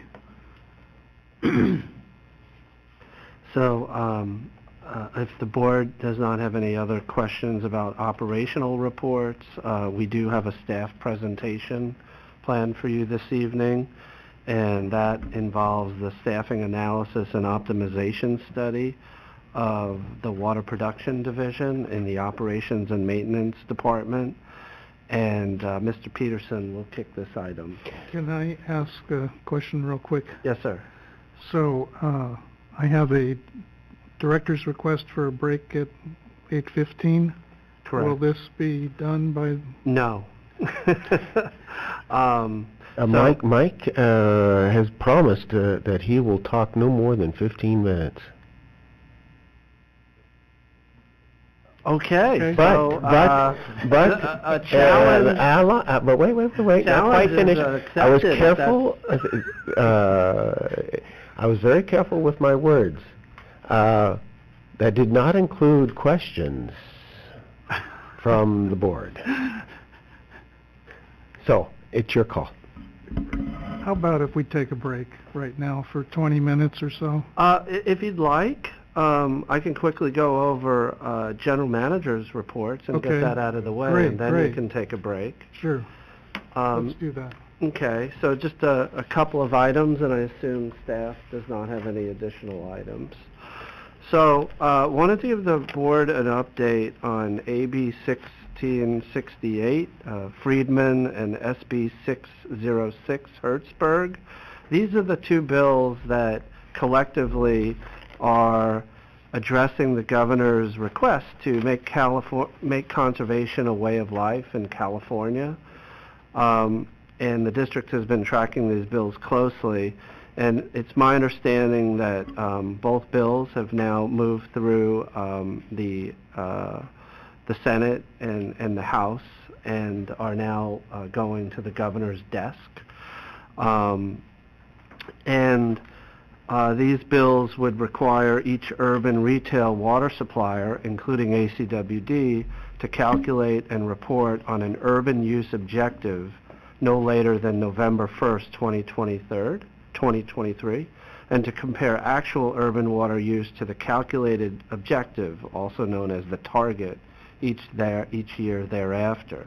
The bills would also require revisions to urban water management plans, and agencies would have to include additional information about drought risk assessments and water shortage contingencies. Agencies would also have to annually assess and report to DWR on water supplies and demands and anticipated water shortages. So there's a lot in these bills. They lay out a schedule between now and 2023 for the development of these new long-term standards and reporting procedures, which are still not well defined, which will include statewide stakeholder work group efforts or pilot studies to be carried out on the same topics. District staff has been closely following the development of these bills and evaluating the potential impacts to district programs and processes. And I remind the board that ACWD has taken an oppose unless amended position on these bills, acting through a coalition with Aqua. One good news item is while the current versions of the bills would require additional ACWD staff effort, the bills are better than at the point that we took our oppose until amended position. But I believe we still have that position because of the data collection and reporting element, which is manageable but a significant amount of work. But one of the main concerns is the component of the bills that basically empower the state board to impose water restrictions and conditions and reporting requirements that are really not well defined. So it gives the state board unilateral authority there. And the actual conservation targets themselves are still unknown. So when 20 by 2020, that requirement was established, at least it was a known requirement. So we don't know what the requirements are going to ultimately be. And because of that, assuming that the governor does in fact sign these bills, ACWD will closely stay engaged and follow the processes through the whole period of time. This is very important because of the impacts that the bills ultimately may have to local control as a result of state board regulation. So this isn't a discussion item, it's not on the agenda, but I wanted to give you a quick update on that. And just a little bit on that one. There was a session at Aqua where it was pointed out that the regulations already adopted by the state board, including not serving water at a restaurant unless you ask for it, had a total savings in water statewide of 12,400 acre feet. Out of the tens of millions of water that we're dealing with, it was, I think, identified as pathetic. My turn. Thank you. The second item is just a quick information item. There has been a tour of Lake Del Valle scheduled on May 25th for originally for Director Akbari as part of your new director orientation. However, Director Gunther will also be attending. And I understand that East Bay Regional Park District Director Weiskamp will also be part of the tour. So I just wanted to let the board know that that was occurring. So I have nothing else to report. What about this? What about this? I haven't had the chance to fully digest exactly what this means yet. President Sethy shared information with me from Aqua that upon first glance appears that the state may have found a way of funding what was going to be funded by the state water tax to help disadvantaged communities in the valley without imposing the tax itself. However, I still haven't had a chance to investigate and review this. There is an Aqua informational posting that this came from. Thank you for sharing. I will check this out and then let the board know what this appears to be or not to be. But upon first glance, it looks like it's potential good news. I'll make a short comment that this solution was sponsored by Bob Wachowski, Senator Wachowski, and it pretty much follows the recommendations that this board has been pushing for.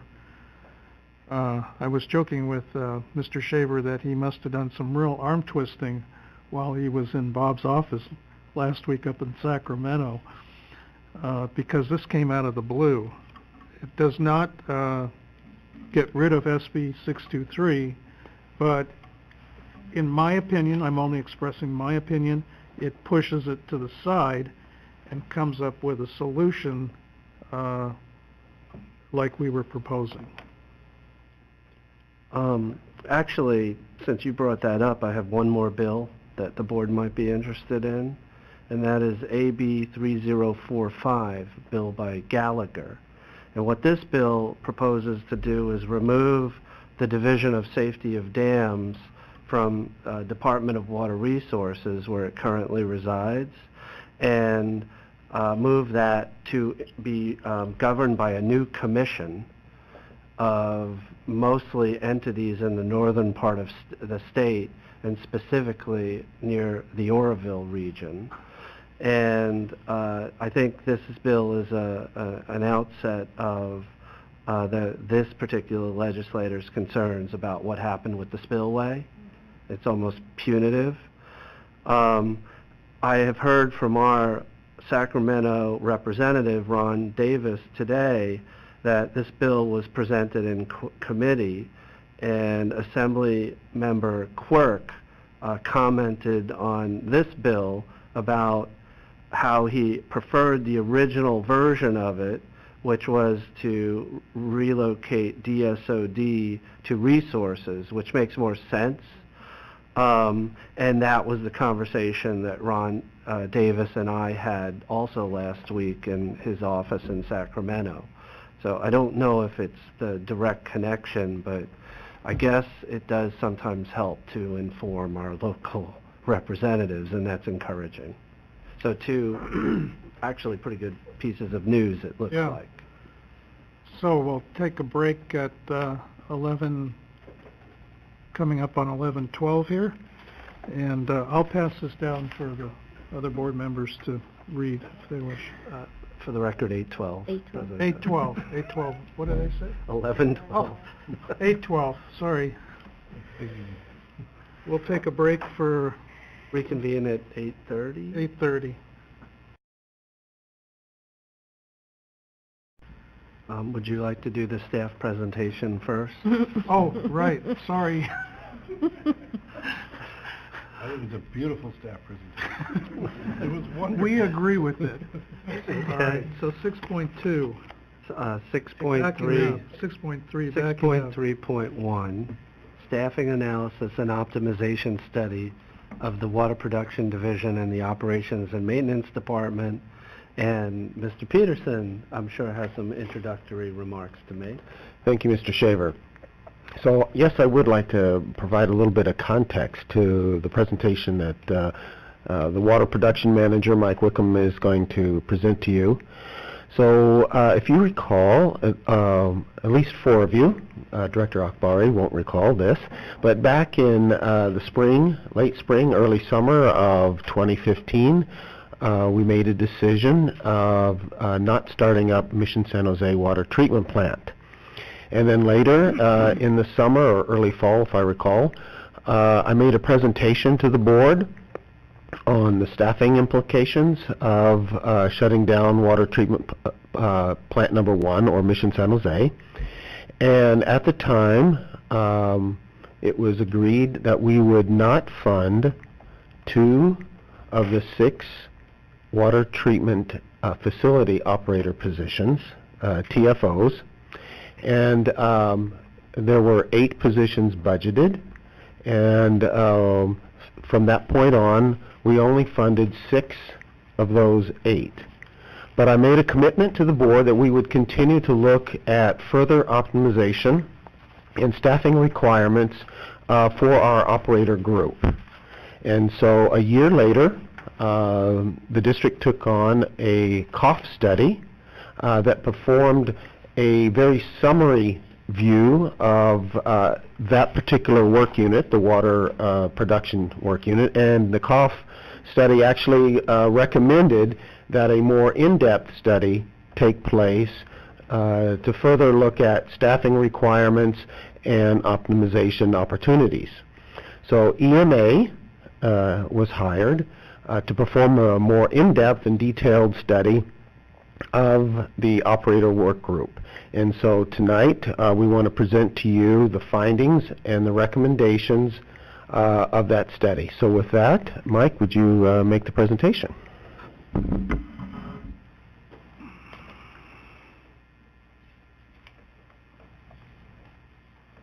Thank you, Steve. Good evening, members of the board. I'm Mike Wickham, Water Production Manager. And like Steve said, we conducted the study after, well, we shut down Mission San Jose Water Treatment Plant, or decommissioned it in 2015. And that did result in us reducing 2 positions, 2 operator positions. And then after that, 2016, we had the COF and Associates Organizational Assessment, which was the broader view of the district. But some of those recommendations were, even COF also recommended that we look closer at the water production division. And what we were looking for, the outcomes we wanted out of an optimization, was reducing overtime hours, increasing morale, and improving succession planning. So we contracted with EMA to conduct a study with the goals of reliability, sustainability through a defensible organizational structure, increasing our efficiency, workload balance amongst the work groups and across shifts, reducing overtime while maintaining adequate shift coverage and development, growth, and improved relationships between the operator groups and management. So the stated objective of the study was to reduce operator overtime hours, explore appropriate staffing levels and structure while maintaining sufficient staffing to adequately and reliably operate our production facilities and distribution system. The study consisted of an in-depth review of the water production division. The division has 19 people in it. Includes myself, the manager, 2 supervisors, 3 environmental engineers, and 2 operator groups. The operator groups are split up. Currently, they're divided into one group of 6 treatment facilities operators and one group of 13 treatment plant operators. And they have different duties. The treatment plant operators focus mostly on the surface water plant operation as well as distribution system operation, where the treatment facilities operators are specialized more with the remote site, specific duties to the remote sites, and the desalination plant operation. They both overlap in the distribution system, control of the distribution system pumps, and managing storage levels, and also in the blender system operation. So the study consisted of interviews with operations staff, shift shadowing, so people from the EMA group actually stood on shift with the operators and followed them around. We did it through day shifts, through night shifts, weekend shifts, and various of the operator shifts, because they have different areas of assignment when they're on shift. It also consisted of a SCADA alarm and command analysis. SCADA, as most of you probably know, is our supervisory control and data acquisition system, which is the computer we use to operate the plant facilities remotely. They also included the best practices comparison. So the study findings regarding operator overtime, they found our overtime was a bit high. The average overtime rate for Alameda County Water District operators is 18%. Benchmark acceptable rating is about 12%. So why are those levels high? Well, the recent overtime levels are driven primarily by shift absences. And we've had a lot of retirements and medical leaves recently, and that contributes to them. But what also contributes to them is it's about a 6-month to a 2-year process to train a new operator when we hire one on board, depending on their previous experience level, which So if we get a retirement, if we hire a new guy that's pretty good, we've got about 6 to 24 months before they are actually able to stand shift alone. So we have a long overtime coverage to cover that shift vacancy. We're using overtime for that. So a lot of the reason for our high numbers.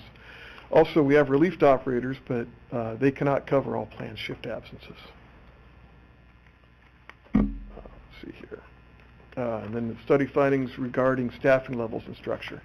They did find that 19 operators is sufficient to reliably and responsibly operate our treatment and distribution system facilities. However, that's still a small-sized workforce that's challenged because of our system and facility complexity. We do have a wide variety of water treatment processes. Our distribution system is very complex, and we also have basically many treatment systems out in the distribution system by remote site chlorination and such. So we do have a very complex system. The operators also perform a wide variety of duties. And there's difficulties around succession planning, training, and knowledge retention when you get a group that small. They found that our separate operator classifications, the two that we have, constrain flexibility as far as reassigning people to cover various openings. And they found that supervisor workload is high. So they had some recommendations. The recommendations included, and they have a whole list of them, these are some of the highlights. They included combining the water treatment plant operator and treatment facilities operator classifications and cross-train operators for competency.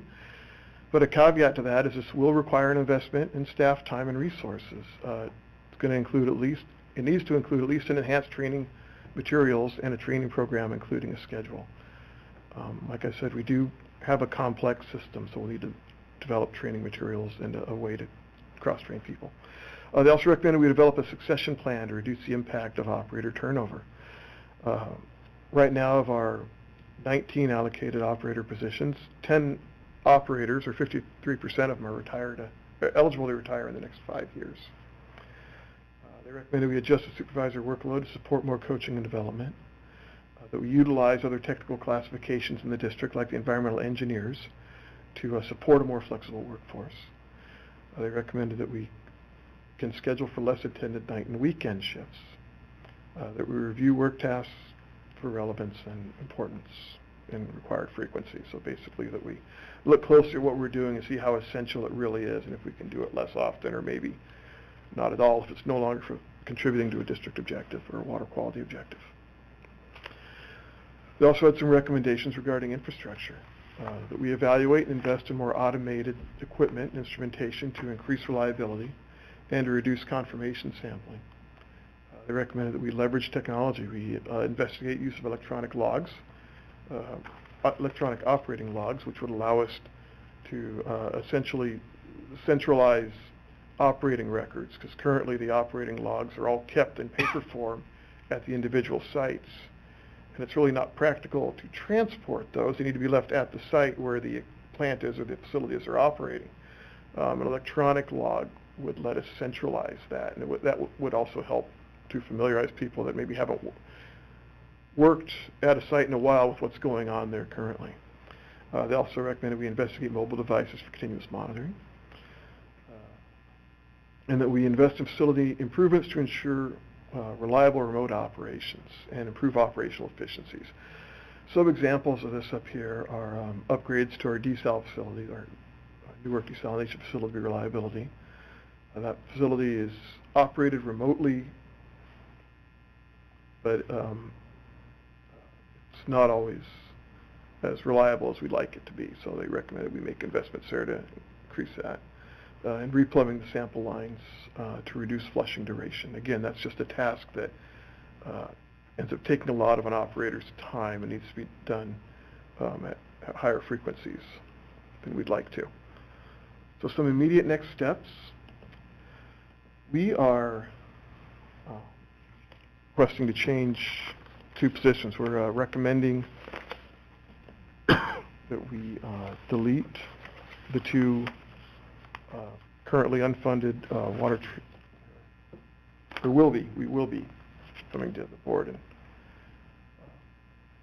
recommending deleting the 2 currently vacant and unfunded treatment facility operator positions. but adding an operator in training position. We're going to initiate discussion with the Operators Association. We've already started that, and develop a study implementation plan. Going forward, we're going to fill the current vacancies with the most qualified candidates. We're going to balance, or they recommended we balance the water treatment plant operator and treatment facility operator work groups to even those out. We utilize a new operator in training position to facilitate succession planning. Develop a combined operator classification and develop a transition plan that's going to be subject to bargaining. Evaluate and implement infrastructure to support facility operation with a single classification. As we go, we're going to have to monitor progress and adjust for continuous improvement. So just kind of a last note here, success is going to require commitment and time. So a lot of this is going to be identifying and implementing improvements, and again, possibly modifying those as we go along and we learn things, we see how things work. Some of these improvements are going to be capital equipment and instrumentation improvements, and there's sometimes a little bit of a timeline. These are going to be minor capital equipment improvements, but they'll still be things that go on the capital equipment, capital improvement list and take a while to get implemented. And there'll be workflow changes. We're going to have to adjust management expectations. For example, if we do schedule for less attended night shifts, what we currently can do at night now with the staffing there, we will not be able to do that. We'll be able to do more things at other times, right? But our expectations, as far as management's expectations, will have to adjust. And realistically, it might be up to 2 years before a system's in place for the new combined job operator classification, because that's subject to bargaining and negotiation with the union. And it will require sustained staff and resource commitment. Because as we make the changes to improve and optimize our operation, circumstances continually change, so we will have to commit to staying on top of this and just keeping our training materials updated, keeping our equipment updated, and keeping the operators trained, and keeping the succession plan going. Are there any questions?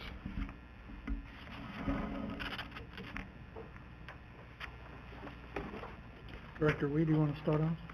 Well, first of all, I want to thank the staff for looking into an issue which appeared to have a fairly high overtime. It was 18% translates into time and a half, which gives you a 27% over budget cost. I don't know that we budget overtime. If we do, I'd be interested in whether that's a practice.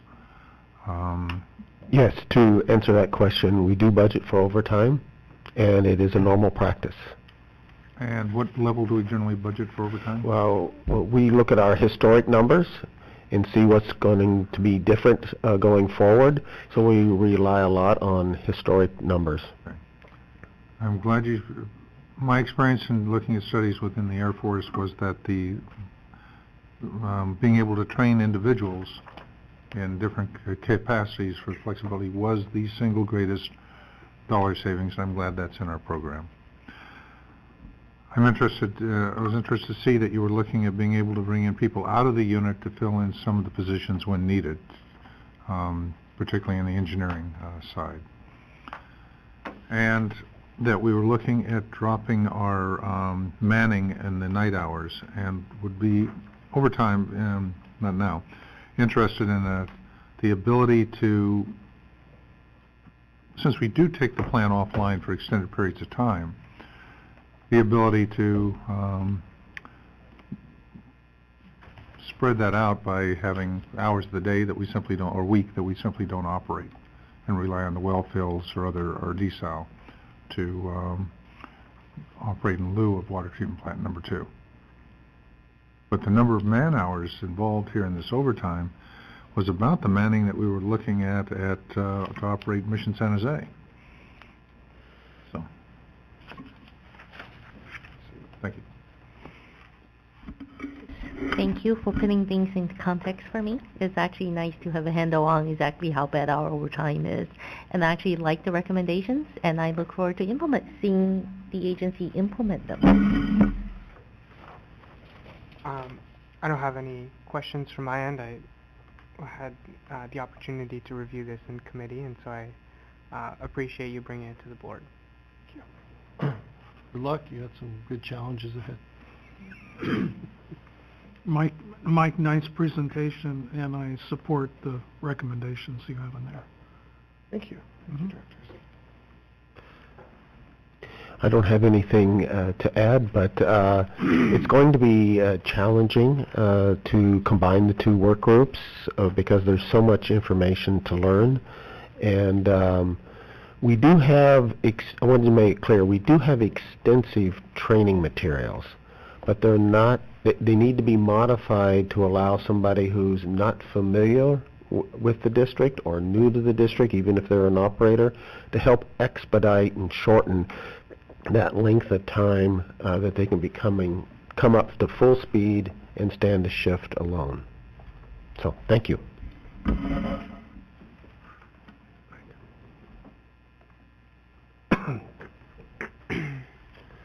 So at this time, we'll move to director comments. With permission of the board, I'd like to start off first, if I may. I'm going to try to help us save a little time here. So, 4 directors, Director Weed, Director Huang, Director Gunther, and myself, along with 4 staff members, including the general manager, attended the Special District Leadership Academy Conference down in Seaside for 3 days. We went through a very thorough training, and this is being done toward our effort at achieving a District of Distinction Award from the California Special Districts Association. And I thought it was a very good conference. I think we all did. Very good leadership training. Is there anything exceptional somebody would like to add? No, except I actually personally found it to be very beneficial. I had some of the classes before when I first came on board, but it actually was nice. There are additional material that's more up to date. I particularly enjoyed the module on financing statements. I also found it very enriching. It was a good refresher on many subjects. So if I'm speaking for the whole board here right now on this subject. Okay. All right. Number 2, on April 12th, I attended the South Bay Engineers Club meeting, and we had a presentation on the application of drones for public agencies, which was very well attended. And the same presentation by the same firm located over in the Tri-Valley area gave that presentation here at ACWD. And I tell you, I am really fascinated with all of the applications for public agencies, and Beth Gentry is on the board of SBEC. So I was talking with her afterward and some of our engineers about the use of these drones for creating 3D modeling that is done in time sequence too, for where we may have land movement around reservoirs, around tanks, monitoring Alameda Creek, all kinds of really interesting applications.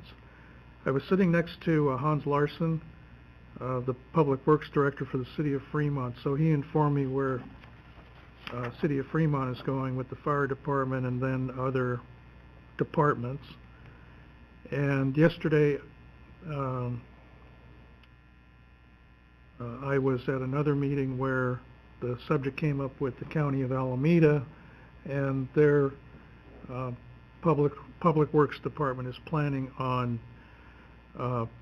doing some drone videos of Alameda Creek and the flood control channel. And we may want to participate by doing something that is an educational video on the entire watershed, Alameda Creek watershed. So I'll leave that to staff to follow up with. Keep us apprised. There's some really interesting stuff there. And I'm really keenly interested in the application for protection of our assets. tanks and reservoirs in the hills. Okay, number 3, Director Akbari and I attended the SFPUC Bosca tour of Calaveras Reservoir. I'd been up there a month before. They're making great progress. And it looks like an early date to completion in August instead of what was planned for December. I'll let Director Akbari give us his grand impressions of what he saw up there when I pass it down here. So for last item, I do want to report to the board that yesterday was the annual board meeting of the Southern Alameda County GIS Authority, and I just want to report to the board that the JPA is in good health. It was created 21 years ago.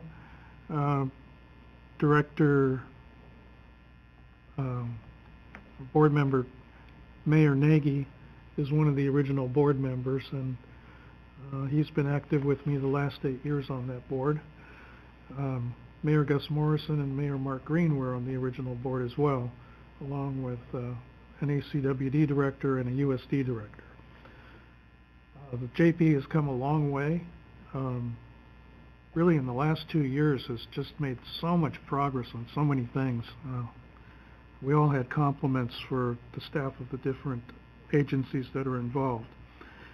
As you know, Union City dropped out during the Great Recession because of budget cutbacks, and I've made it my mission to get them re-engaged and back on board the JPA. So for the first time we have meetings scheduled with them, and the next meeting I believe is for July 25th here at ACWD. So we'll keep our fingers crossed. They've got new IT folks over in Union City and changes in personnel that I think are more receptive to what's going on. And I did talk to Mayor Carol Dutra Vernacci on Monday at USD's Centennial Board meeting. So, oh, by the way, this is our 104th year Centennial Week, middle of May 2018. Forgot about that. The last item I would like to report on is Aqua.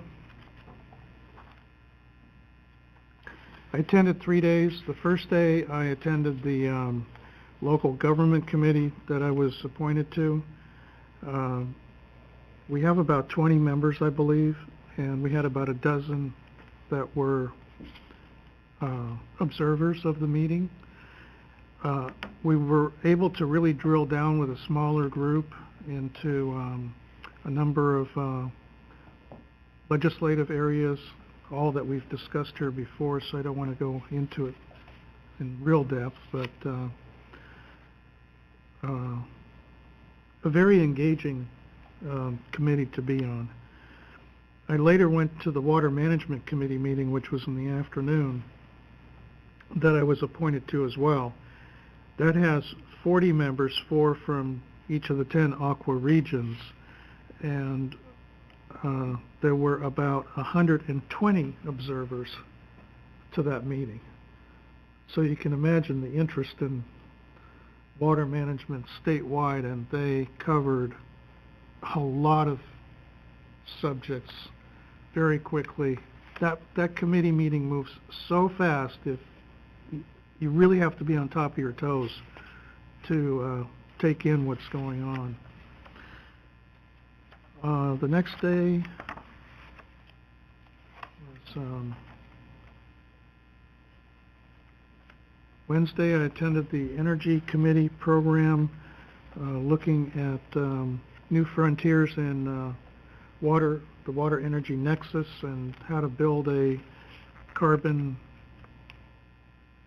free footprint or get as close to that as possible. All very interesting things. I really liked all of the direct examples in that session from water districts around the state of California. Next went to the statewide issues forum, which was on the WISP program, and that was a very good hour and 15-minute discussion, headed with Tim Quinn as the moderator and Armando Quintero as the chairman of the California Water Commission.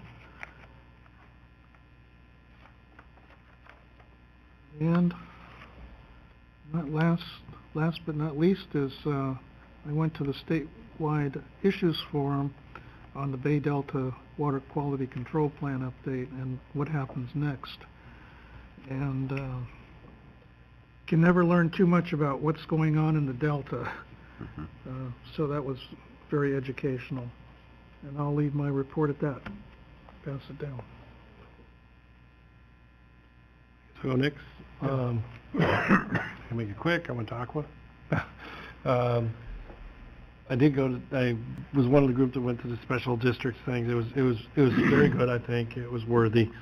To continue into Aqua, I did end up going to a session with our Assemblymember Quirk's office with Bob and our lobbyist. I think that was very,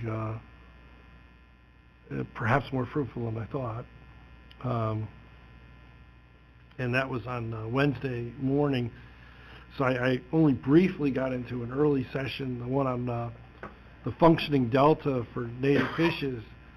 And it was, I really wish I could have stayed longer actually in that one, because one of the things they presented was that the delta, the only guy I heard was the concept of the delta is not dying, it's changing.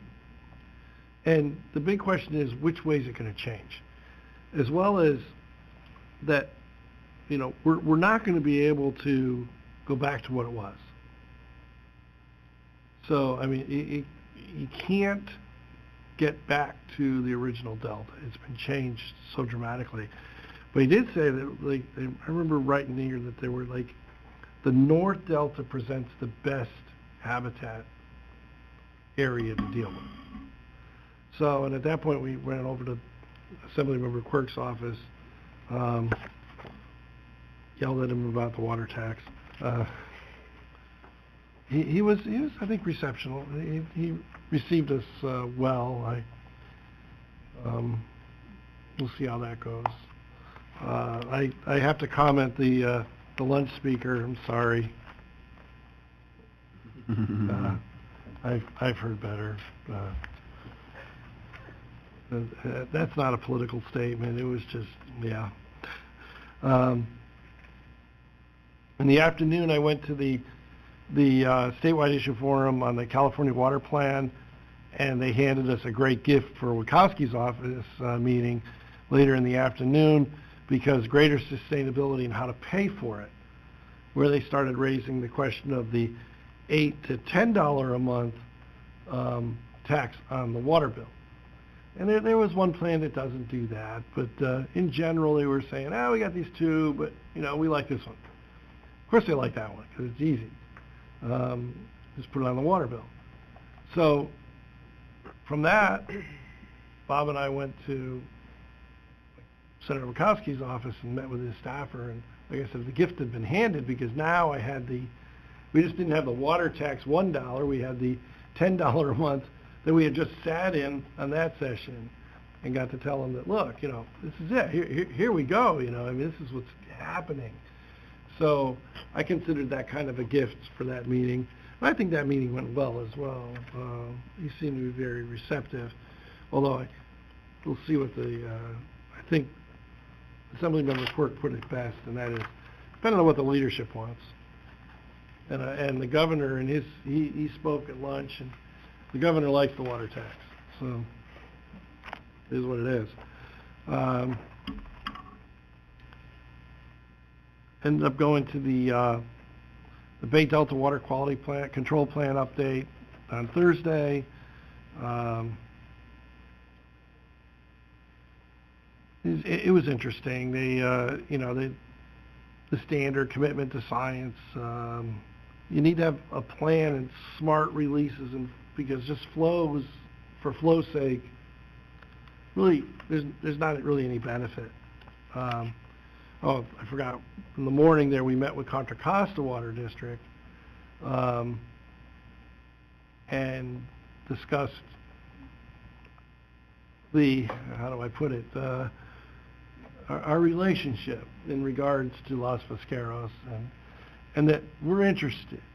And we understand there might be coming a time where large checks are necessary, and we are interested, and I think we also conveyed that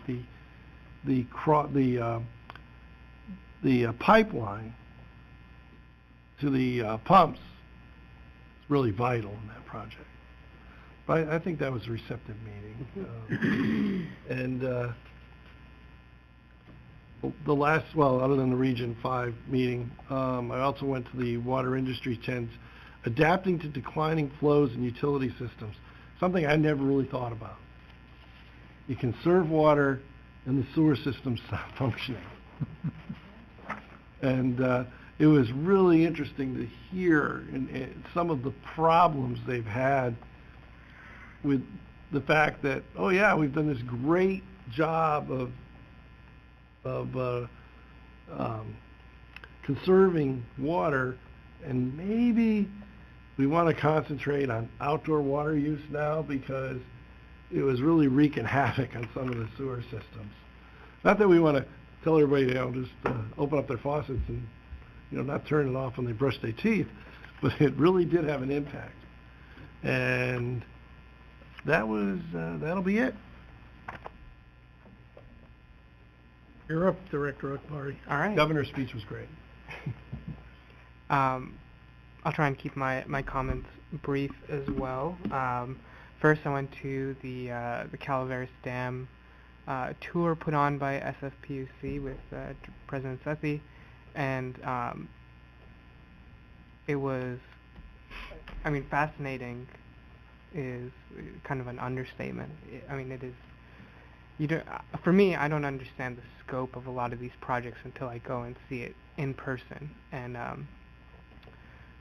like Director Sethy mentioned, they are ahead of schedule, and I believe hoping to complete construction sometime this summer, which is quite a testament to hard work that their staff is putting in. And then the Aqua Conference, I was there at the conference from Tuesday through Friday, and I won't go through all of the sessions that I attended, but I did have a couple of things I wanted to explore, that I wanted staff to kind of look into. The first, and this is something that I mentioned to Jonathan as well, was the idea of shadow billing, so the idea of shadow billing anytime we put out a 218, and the prior bill putting out a comparison of today's rates and what your rates would be like, what that bill would be post a rate increase, and it was suggested by Mr. Wunderlich that we could just do that online and have a new webpage built where ratepayers could go in and see the exact difference between their bills based on different water usages. So I would like for us to look into that as we go into a new 218 process.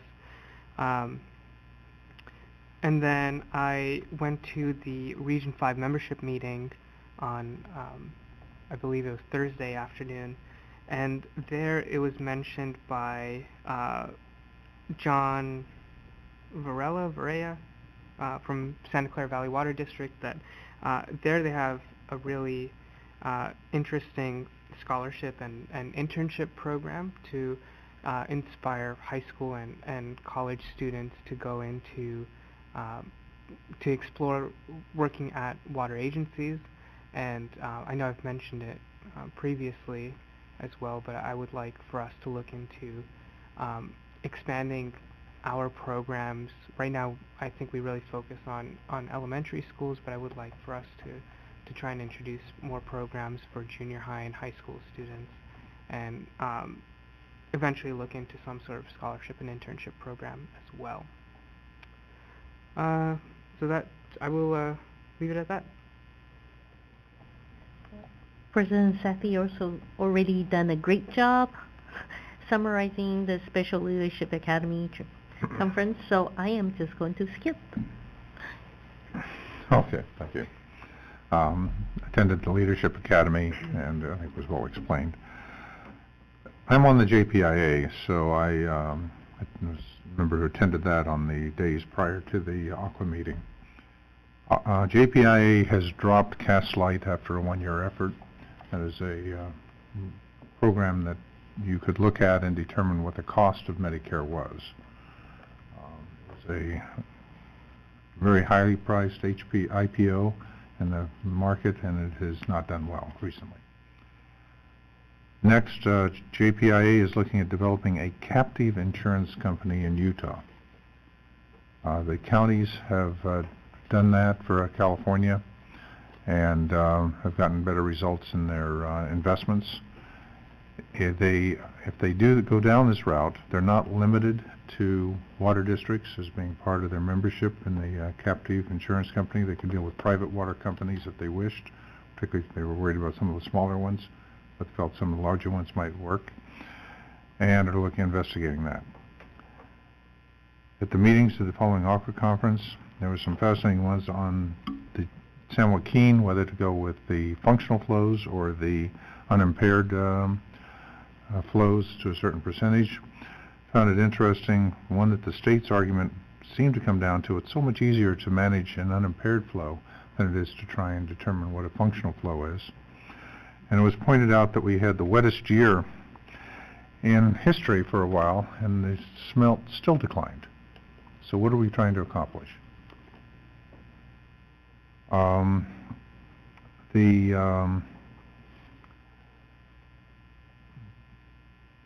Overall, it looks like we're going down the path, and we will see what the courts come up with on the state water projects. Thank you. Okay, we're at that part of the agenda where we are going to go to closed session, and could I turn it over to legal counsel to read us in? Sure. It is 9:13, and the board is going to convene into closed session for 3 separate closed sessions. The first one is pursuant to California Government Code Section 54957.6, conference with labor negotiators. The agency designated negotiators are Robert Shaver, Jennifer Rogers, and Glenn Berkheimer, and the employee organizations include the Operating Engineers Local 3 and the ACWD Operators Association. The second closed session will be pursuant to California Government Code Section 54957.6, also a conference with labor negotiators. The agency designated negotiators are Robert Shaver and Jennifer Rogers, and the unrepresented employees include the MCP employees. And the third closed session is pursuant to California Government Code Section 54957, Public Employee Performance Evaluation, and the title is the General Manager. You may now convene into closed session. Okay, so we're going to go into closed session at approximately 9:15.